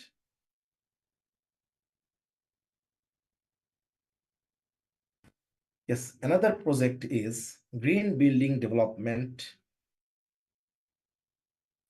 Green building development, basically, in our context, we have seen nowadays, you will find there are many top-rise buildings, high-rise buildings. They have some plantation at the rooftop. That is helping the environment. That is helping the society to, help in reforestation as well. Next one, water conservation projects. You know this one. And public transportation enhancements. Yes, it's a very good and attractive financing project that can encourage the society and that can encourage others. The electric vehicles not for public, not for only personal use, that should be for public use as well. So this is a very good project and one of the good pocket for green financing.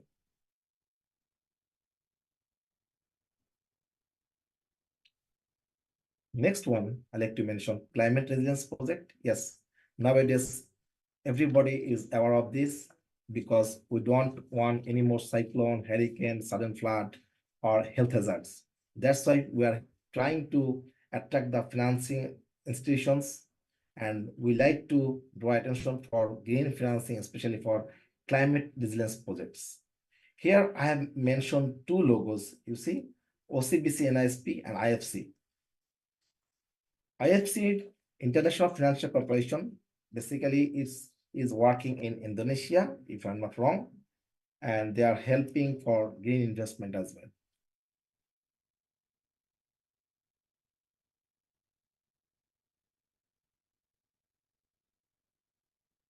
Yes, as I told you, green finance, why we are talking here, why we are in this conference. Definitely every conference have some motto, have an objective. So what is the objective of my slide? Basically, I believe in that green finance will help the nation help the world, help the global village to be united to fight against global warming, fight against climate change, and to help for sustainable development. And according to Sustainable Development Goals, if we follow goal 16, as I mentioned in my previous slide, yes, peace, justice, and strong institutions that will ultimately work for humanity. For global humanity, we like to ensure green financing, especially in the case of peace and justice and strong institutions. Definitely, the forum we had today, this forum can be good institutions. I like to appreciate again universities Negeri Jakarta. They have taken the initiative to come up with this agenda, come up with this topic that we are sharing. We are sharing our views and knowledge that yes, definitely green financing is no more only for the commercial purpose. Green financing is just not the green economy. Green financing is just not only for business. It's for humanity as well.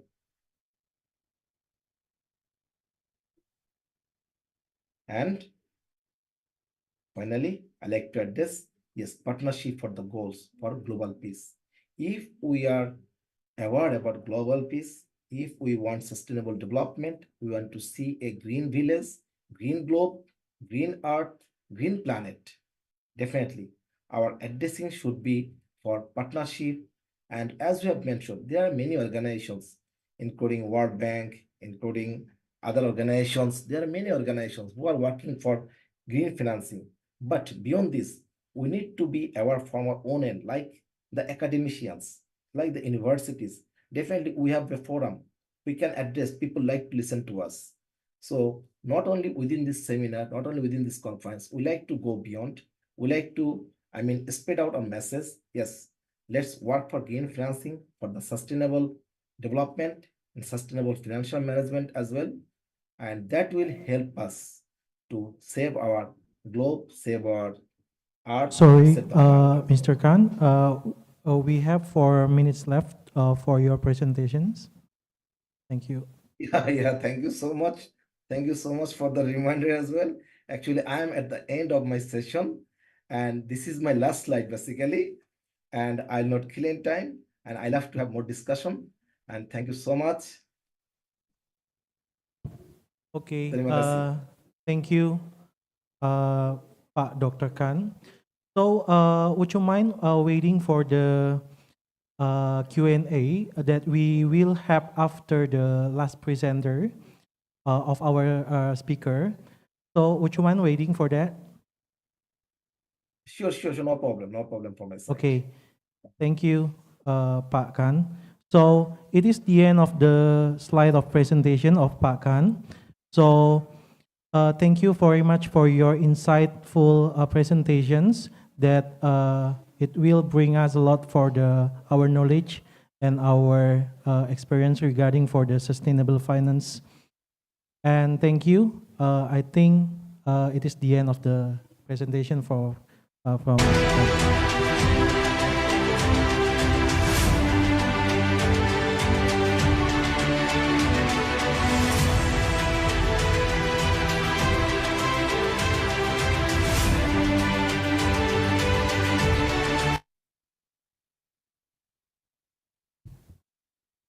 And then before we continue to the other trending topic for today's session, it is risk management and business model transformation in the AI era.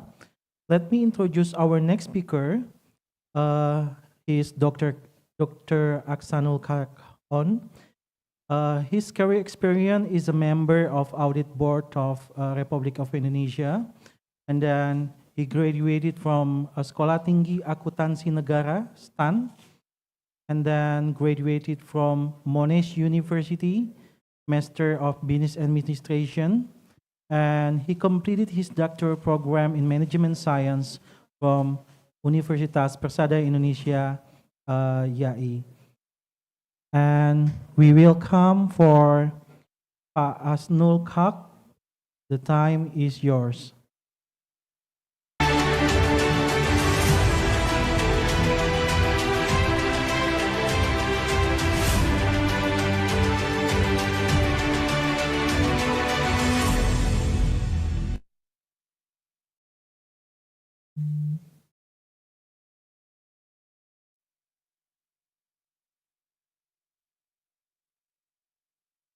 Okay, thank you. In this session, I would like to present about risk management and business model transformation, AI era, especially in the Supreme Audit Board of Indonesia. Okay, next slide. There are some agendas. First, the introduction, and then discussion, and then conclusion. Next. Would like to give you introduction about PPK vision and mission. PPK has the mandate of Audit Board of Republic of Indonesia in the 1945 Constitution, and then this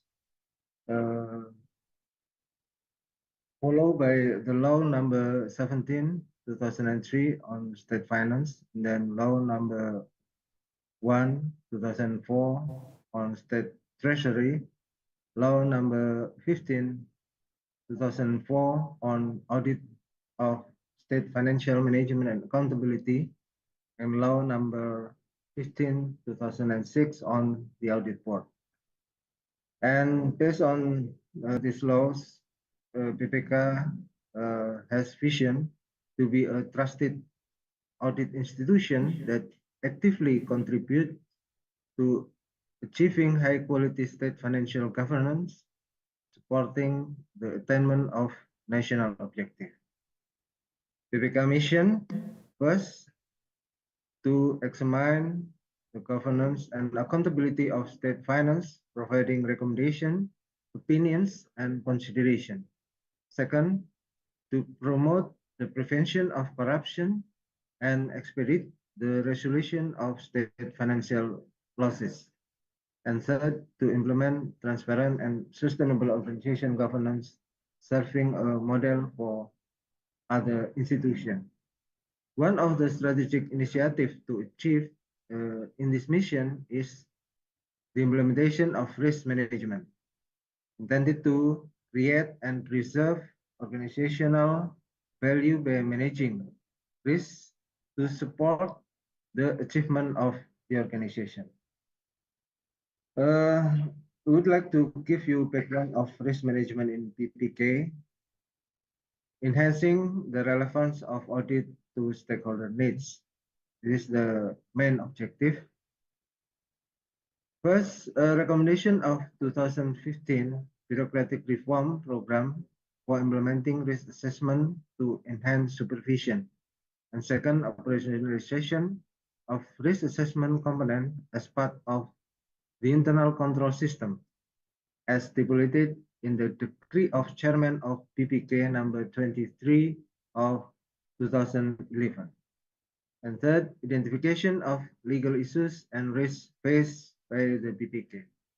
And then enhancing the effectiveness of PPK strategic goals and objectives. And the last of the background of risk management in PPK is management of PPK's reputation and credibility to improve the quality and utilization of audit result in accordance with Intosai Principle 12, Values and Benefit of Supreme Audit Institution. Next. Okay, next.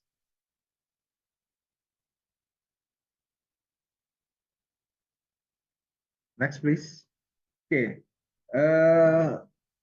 PPK has challenges and implementation of risk management.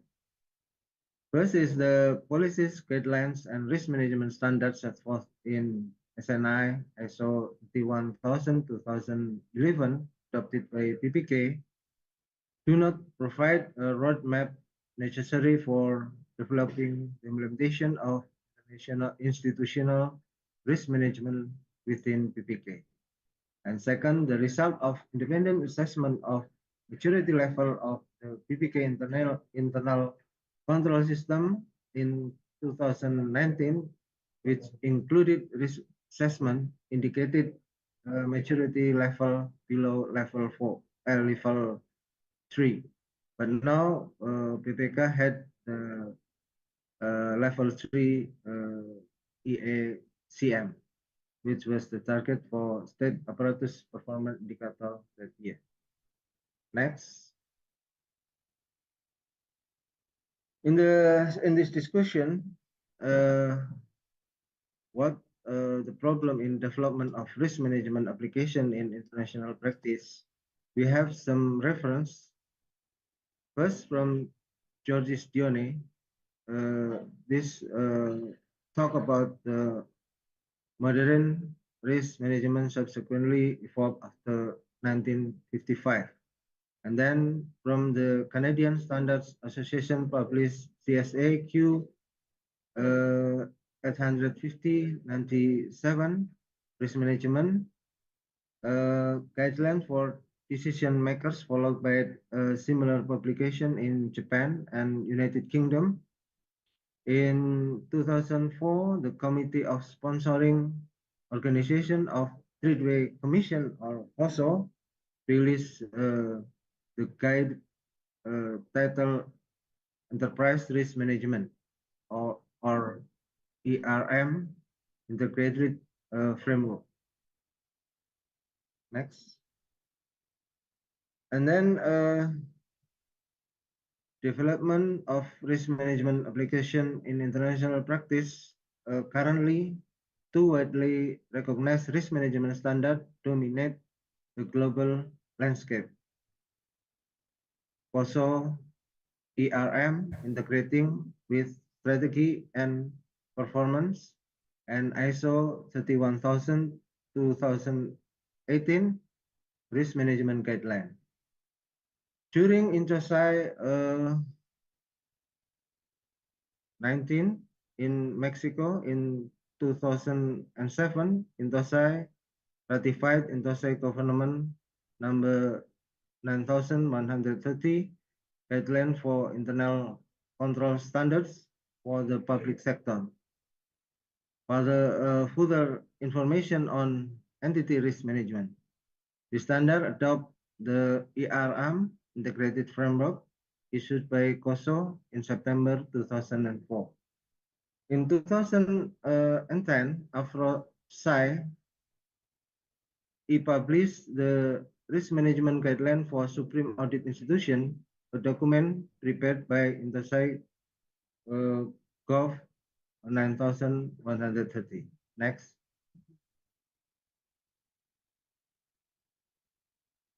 And then we discuss about the implementation of risk management development in Indonesia. There are two standards commonly utilized in government sector in Indonesia. Also ERM, for example, Bank Indonesia or Central Bank of Indonesia, West Kalimantan Province, Cirebon City, Pandeglang Regency, and Kulon Progo Regency. And SNI, ISO 31000, for instance, BPK, Minister of Finance, West Java Province, Bandung Regency, and Banjar City. In contrast, Gorontalo Province adopt the AS and CS 4360 standard. However, the stages or roadmap for implementing risk management are not specified in this provision. According to the result of BPKP supervision, BPKP is internal audit, government internal audit. In June 2019, the maturity level of 628 government agencies in implementing the internal control system, or SPP, including the risk assessment aspect, indicates that only 59.81% or 250 government agencies has achieved level 3. Next.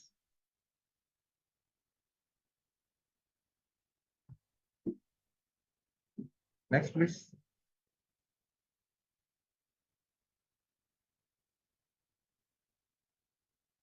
the government has promoted the use of information technology within the administrative framework to manage risk, as evidenced by the ratification of Presidential Regulation number 95 of 2018 concerning the electronic based government system, or SP, sistem pemerintah berbasis elektronik.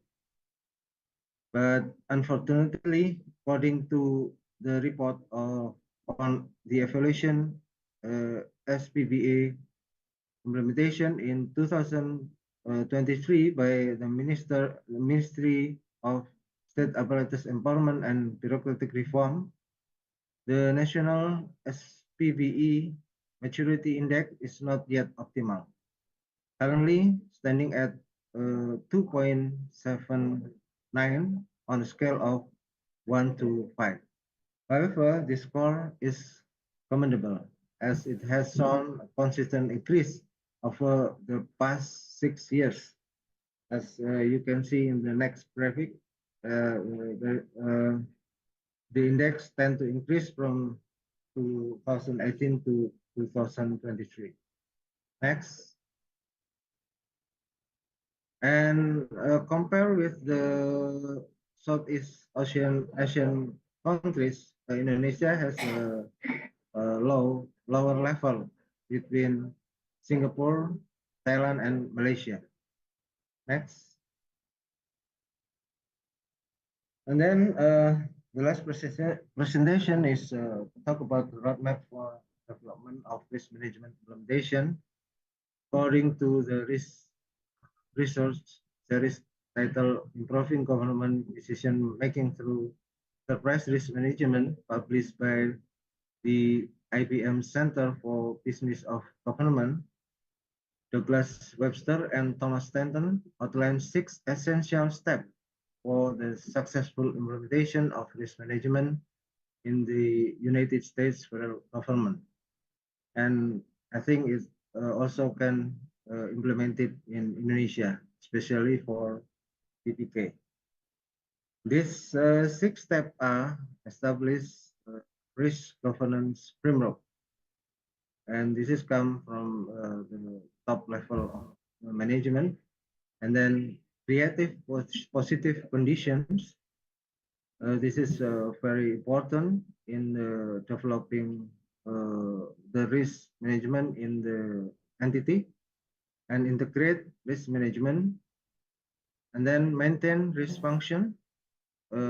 This is involving every level of management, and build a risk-aware culture. This is also very important as a foundation for developing risk management. And then the last thing is manage organizational change, because there is a transition from no risk management, and then we go to risk management implementation. Next.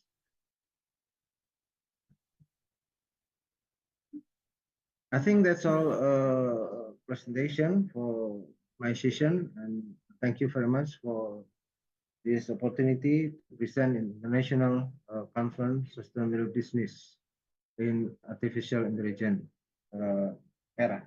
Thank you very much. Assalamualaikum warahmatullahi wabarakatuh. Waalaikumsalam. Thank you very much, Pak Aksanul Haq, for your insightful presentation. Maybe we can give applause for Pak Aksanul Haq. And then, would you mind waiting for the Q&A session after the last presenter, Pak Aksanul?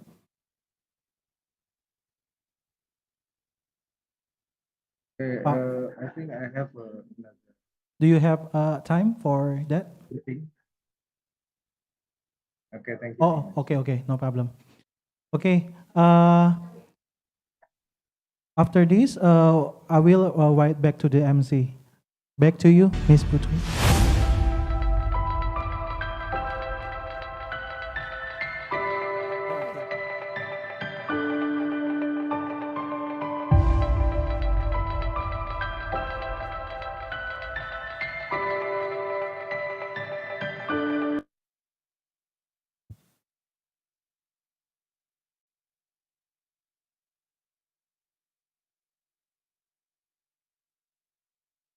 All right. Thank you very much, Dr. Khan and Dr. Asnul Kak, and our wonderful moderator, Mr. Henry Osimbolon. And now, ladies and gentlemen, we have explored various critical topics in management, from strategic to financial practices to plentiful information regarding management science. As we still have time left, it is good for us to do interesting discussion, for I believe a lot of us have something pop up in our mind and would love to deliver it to the speakers. So I invite again Mr. Mahardika, who is here right now, to lead the question and answer session with our insightful speakers today. Mr. Mahardika, the time is yours.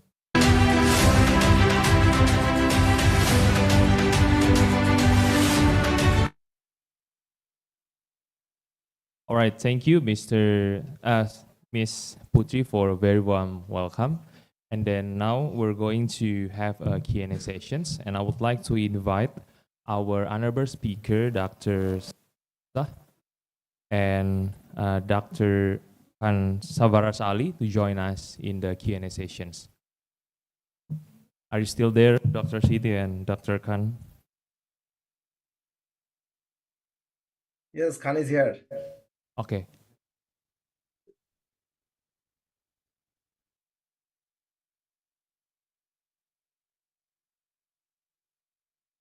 Thank you.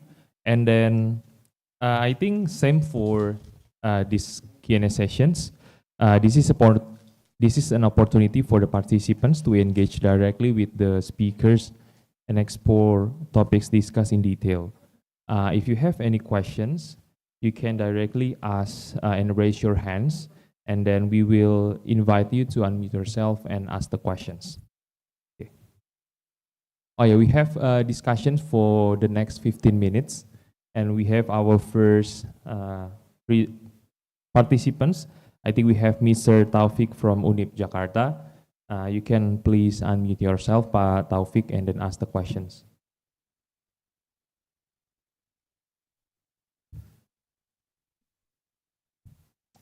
Yeah, I think you still mute, Pak. Okay. Thanks so much. Please. Thanks so much for your specific presentation and spectacular presentation nowadays. I have special question concerning with our seminar today with a laconic question. Excuse me, concerning with our laconic question. What is the mainly purpose? What is the mainly purpose and strategy concerning how to win the hyper competition in nowadays, especially in sustainable development goals, and especially in finance using artificial intelligence in global context. Excuse me, it is my laconic question, especially for Mr. Han. Thanks so much. Thank you. Thank you so much, Mr. Taufik, for your patient hearing. I appreciate your patience that you have listened to me very carefully. And really very thoughtful question indeed. Actually, this is not a question, it's a query, right?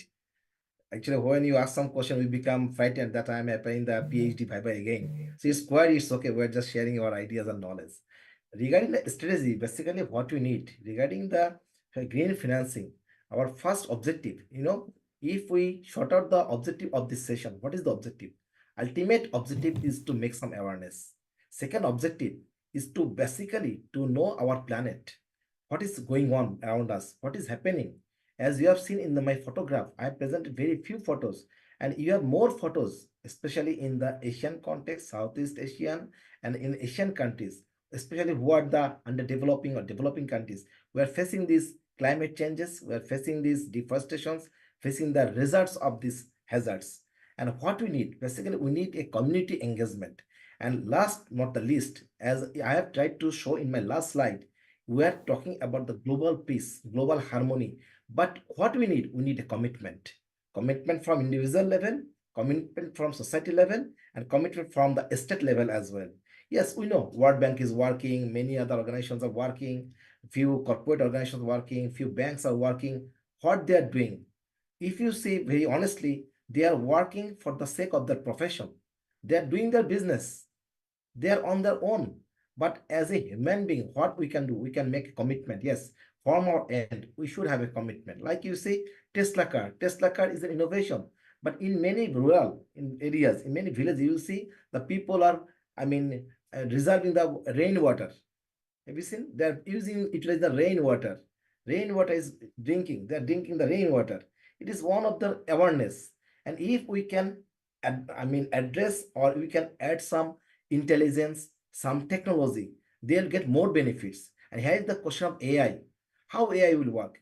If we can apprehend that maybe after 10 years, there will be no necessity of human resource department. AI will work. Already I have seen in China, in my last organization where I worked, I visited few industries. There are some furniture industries. You will be astonished to know that within minutes of time, they can produce thousands of furnitures. But there is no people. They are just given some command. Computer is helping them to cutting the, raw woods. They're, making some shapes, putting some colors, they're getting the results. As a result, we can apply this same knowledge, same technology in green financing as well. But there we need a commitment, we need engagement and awareness as well. That is the strategy I think that will be applicable. Thank you, Dr. Tawfiq.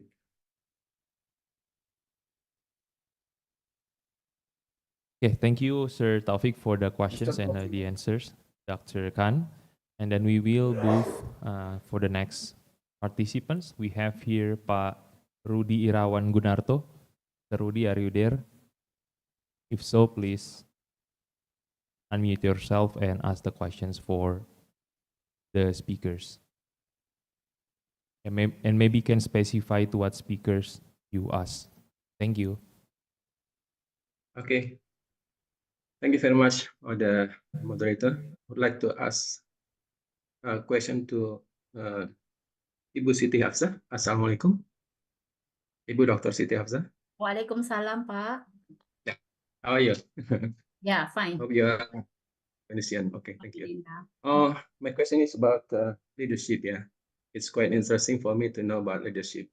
As you know, we have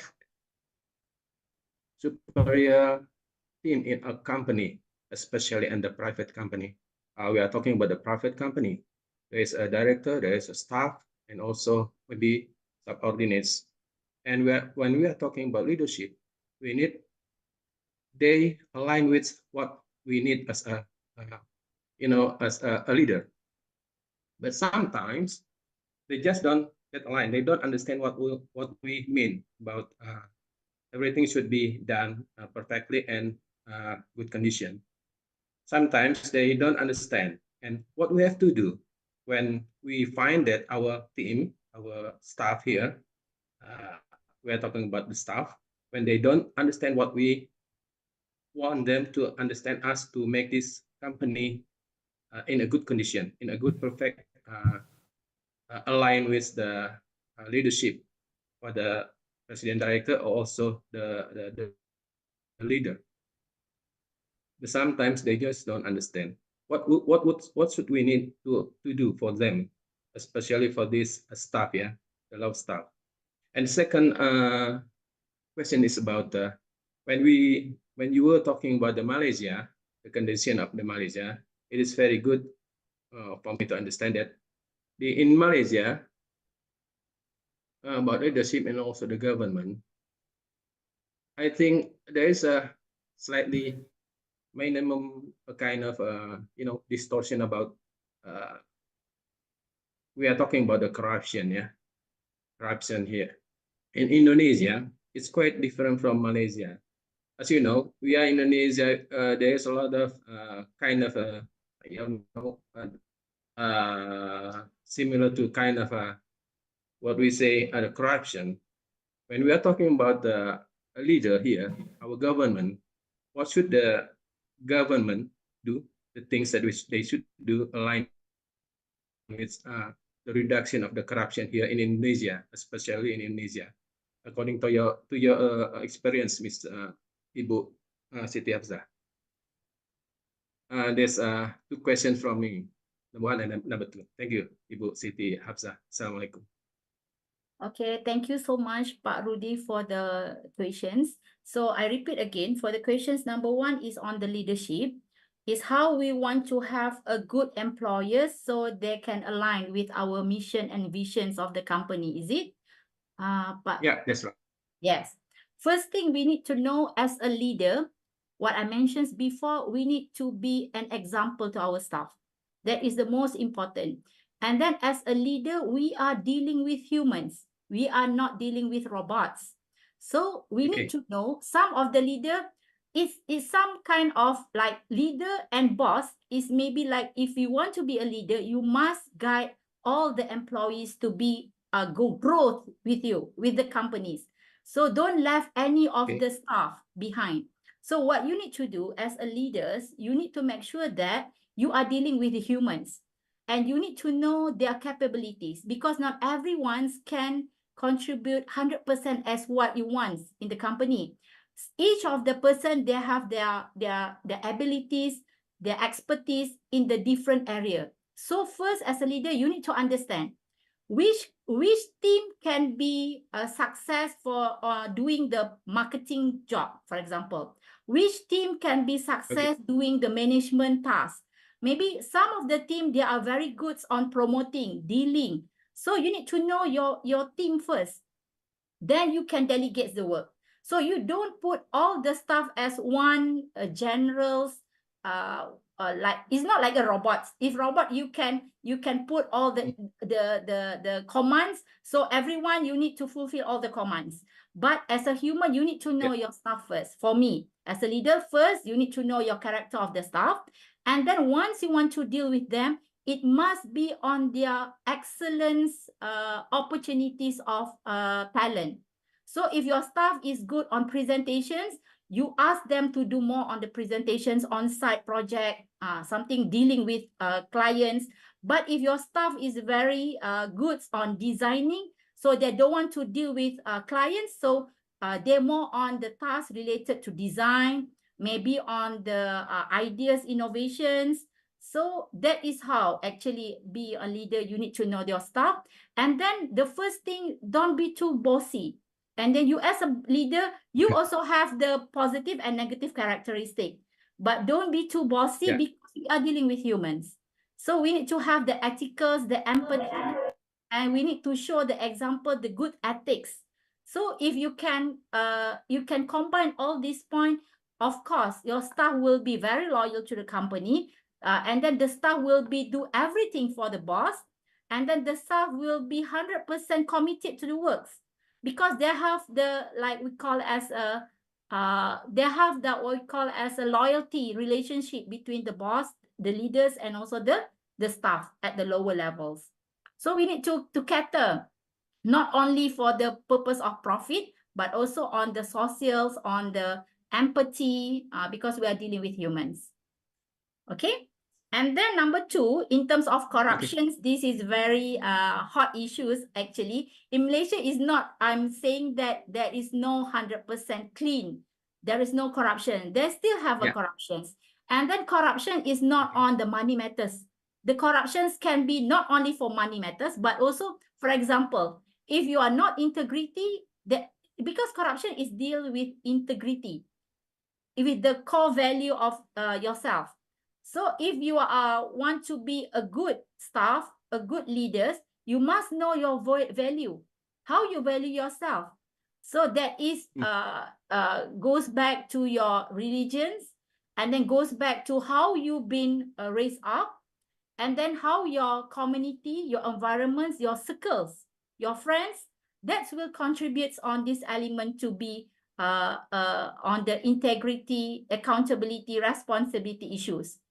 So actually, normally, for example, like normally I'm not related to the corruptions activity, for example, but my boss, all the staff doing the same things. Only me is not do the corruption activities.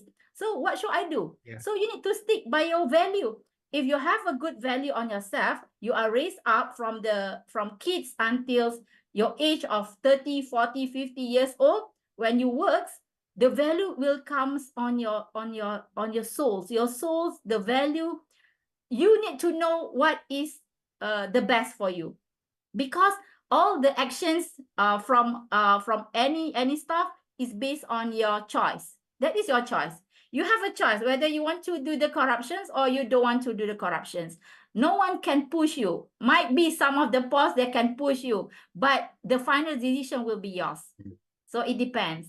So for me, that is why we need to have a good environment. The culture of the working environment must be a good culture to make sure that the integrity, the accountability, the responsibility can be one of the culture that we want to have, not only in Malaysia but also in Indonesia. That's why the young generations that we have, the past generation is okay. We cannot do anything, but the young generation, what we want to develop now, the younger generation, we need to pump in. We need to give them what is the best. If we go to the Japan country, they are a very integrity citizen. So what they did is start from the young generations. We cannot change the oldest generations. So what we need to do is from the education levels, the environments of the youngsters, we need to start to develop them, share to them what is the best for the high quality life, how the next 20, 30 years after this, the young generations of Indonesia will be like a Japanese culture can be developed in terms of corruption. Because corruption is something that we cannot try to avoid what we have now. We need to try to develop the new generations for futures, because we need to sustain the good culture for the future generations. For our generation, maybe we cannot do so much. We want to change our generations. It's not easy, but we can change the future generations. So that is why Indonesia need to start from the school, from the university. They need to try to put in all the good elements to the young generations. Maybe that's all part of my questions. Hopefully it's it's covered your interest just now. Okay. Thank you very much, Ibu Okay. Siti. Maybe Thanks that very is much. actually the safe answer from me. Yeah. Thank you Okay. very much.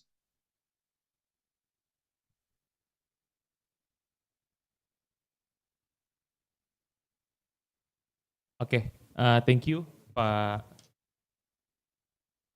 for the questions, and then thank you for the answers for Dr. Siti.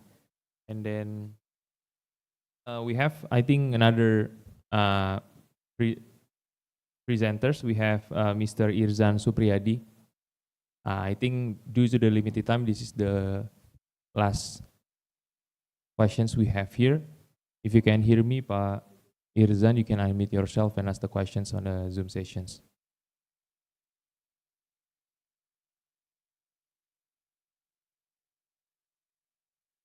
No response. Okay, thank you. But I think because we have limited time, we will stop the Q&A sessions here, and then I would like to ask to give our gratitude and thank you for our speaker, Dr. Siti Hafsa and Dr.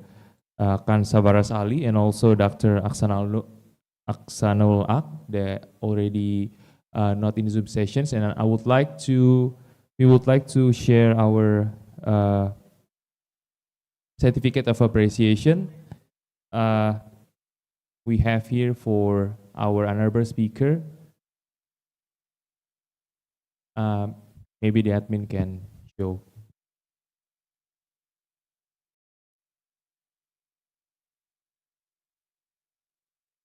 For Dr. Siti Hafsa Sultanai, thank you for your inspiring sessions with us. And also the next certificate for Dr. Khan.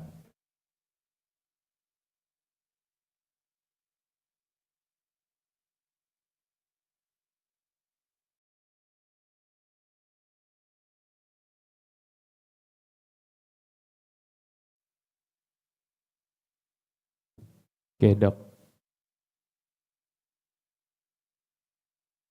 Okay, Professor Dr. Khan Sarfaraz Ali, thank you for your honorable speakers here. And then I would like to invite our speakers and all participants to kindly turn on your cameras and we can capture the moment and to document our documentations. To our speakers, Dr. Khan and Dr. Siri, I think already open the Zoom session. And for another participants, please open your Zoom camera and we would like to capture the documentations. We have several pages here and I'll do it quick, okay? We start from the first page, 1, 2, 3. Next page. Next page. Next page. Next page. Next page. Next page. Next. Next page. Next. Next. Next page. Next page. Next page. Next page. Next page. Next page. Next page. Next page. Next page. And next page. And the last page. Okay. Thank you. On behalf of the organizing committee, I would like to extend our heartfelt thanks to our speakers and participants, and we hope that today's session has inspired new ideas and potential collaborations. Thank you once again, Dr. Hafsa and Dr. Siti, Dr. Khan, for honorable Zoom sessions, and I'll give back to our moderate MC. Thank you. Okay, please give them a round of applause. Ladies and gentlemen, as we can see on the poster, we actually have one more speaker from Netherlands that supposedly gave lecture today. But unfortunately, Dr. Sharon Rees can't join with us today. So her lecture materials will be read by Miss Nani Fitriani. So let me directly introduce her moderator, who will act on behalf of Dr. Sharon Rees. Well, brief record of Miss Nani Fitriani. She received bachelor degree of education from Universitas Negeri Jakarta and then completed master degree of humanities at Universitas Indonesia and also master of management at Perbanas Institute Jakarta. She is certified at digital marketing from National Agency and professional certification. So besides pursuing doctor program in management at Universitas Negeri Jakarta, she is currently served as a lecturer and deputy head of bachelor degree in management study program at Perbanas Institute Jakarta. So without further ado, please welcome Miss Nani Fitriani. The time is yours.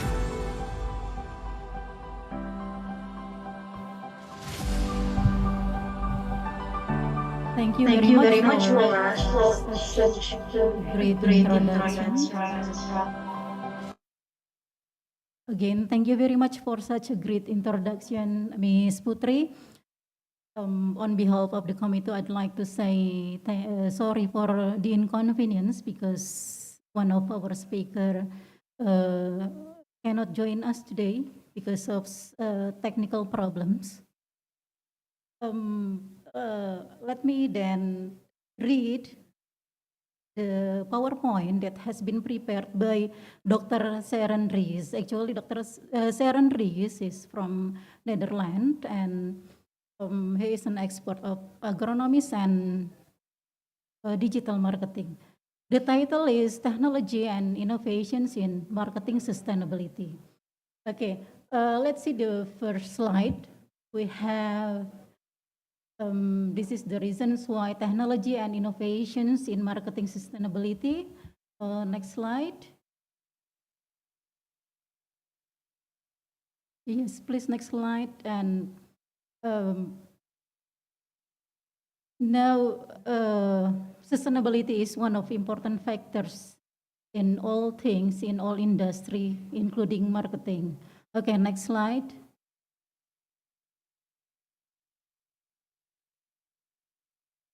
Okay, and because it is an important factor, so all companies, all industry should adopt this sustainable practices. Next slide.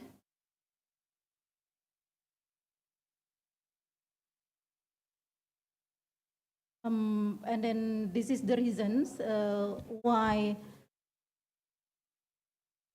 Okay, the reason also the barriers, the problems in implementing three important factors, including environmental, social, and economic. The first is regulatory and compliance complexities. It becomes, I think it becomes the biggest problems. And then the second, short-term profit focus. Next, we have supply chain challenges and then cultural resistance to change. It also happened in Indonesia here. And then next, lack of awareness and knowledge. And then, of course, also the high cost will be one of the barrier. Okay, next page. Next slide, please. Okay, because of that, we need to understand how sustainability should be implemented in all business sectors. Okay, next slide. Here, in sustainability, it will balance in three pillars. The first is environmental, related to resource management, and then the next social, related to equity and community well-being, and then the last one, economics. This is related to efficient growth. Next slide. Okay, this is the needs of all of us to evaluate whether the sustainability efforts has been implemented in our surroundings, in our environment.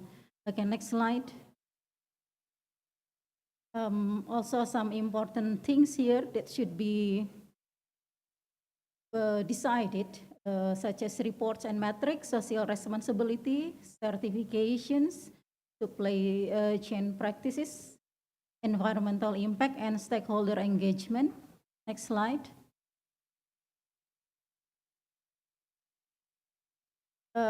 Here we also have technological innovations driving sustainability. As we know that the technological almost take over all the factors, all the aspects in our today's world. Okay, next slide. Okay. This is how important is technological innovations related to our jobs and our duty in our industry that we have, in the industry that we have. Next. The next will be the impact of digital innovations and resource efficiency. This is related to leveraging digital tools for resource optimizations. Next slide. This is the questions for all of us. Has our organizations adopted digital solutions for sustainability? Okay, if yes, what was the impact? I believe that there are some impacts in the implementations of technology.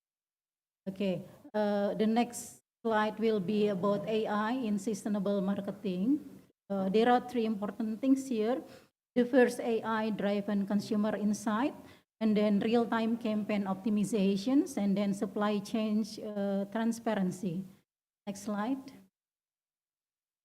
Also, ethical factors will be the things that should be considerations that we should keep in mind when using AI for sustainable, not only in marketing actually, but in all sectors. Okay, next slide. The next slide will be about blockchain for transparency and trust. This is related to building consumer trust through blockchain. Okay, next slide. Yeah, this is also the questions for the customer. If we are the customer, will we be more likely to purchase a product if we could verify its sustainability claims via blockchain? Okay, it's come back to our self here. And then the next slide will be about shaping the future of sustainable marketing. Okay, next slide. This is also the implementations in our daily life in the industry that we deal with. Next slide. Finally, there are some adoption that should be increased, including regulatory pressures, consumers' demand, and innovation and scalability. Next slide.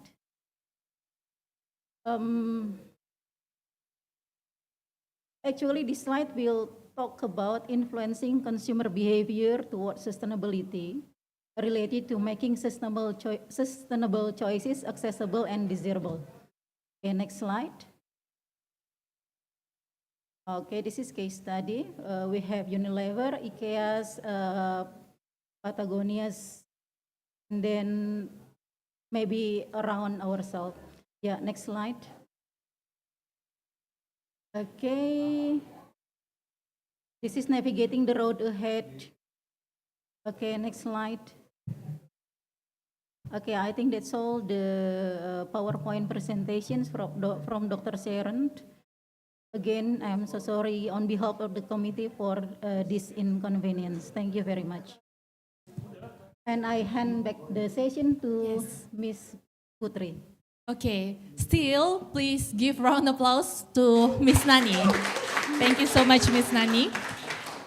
Overall, the discussion have been very, very interesting. Our esteemed speakers have provided us with valuable insights that we can take back to our respective fields. As we come to the end of this enriching experience, I would like to extend my heartfelt gratitude to our speakers for sharing their expertise, and to our moderators for guiding the sessions, and to all participants for your engagement and contributions. Your presence has made this event a success. As we conclude, I encourage you to continue the conversations that we began here today. Networking and collaboration are the key to our growth. And I hope that we will connect with one another beyond this conference. So thank you, and we look forward to seeing you at our future events. Have a wonderful day ahead.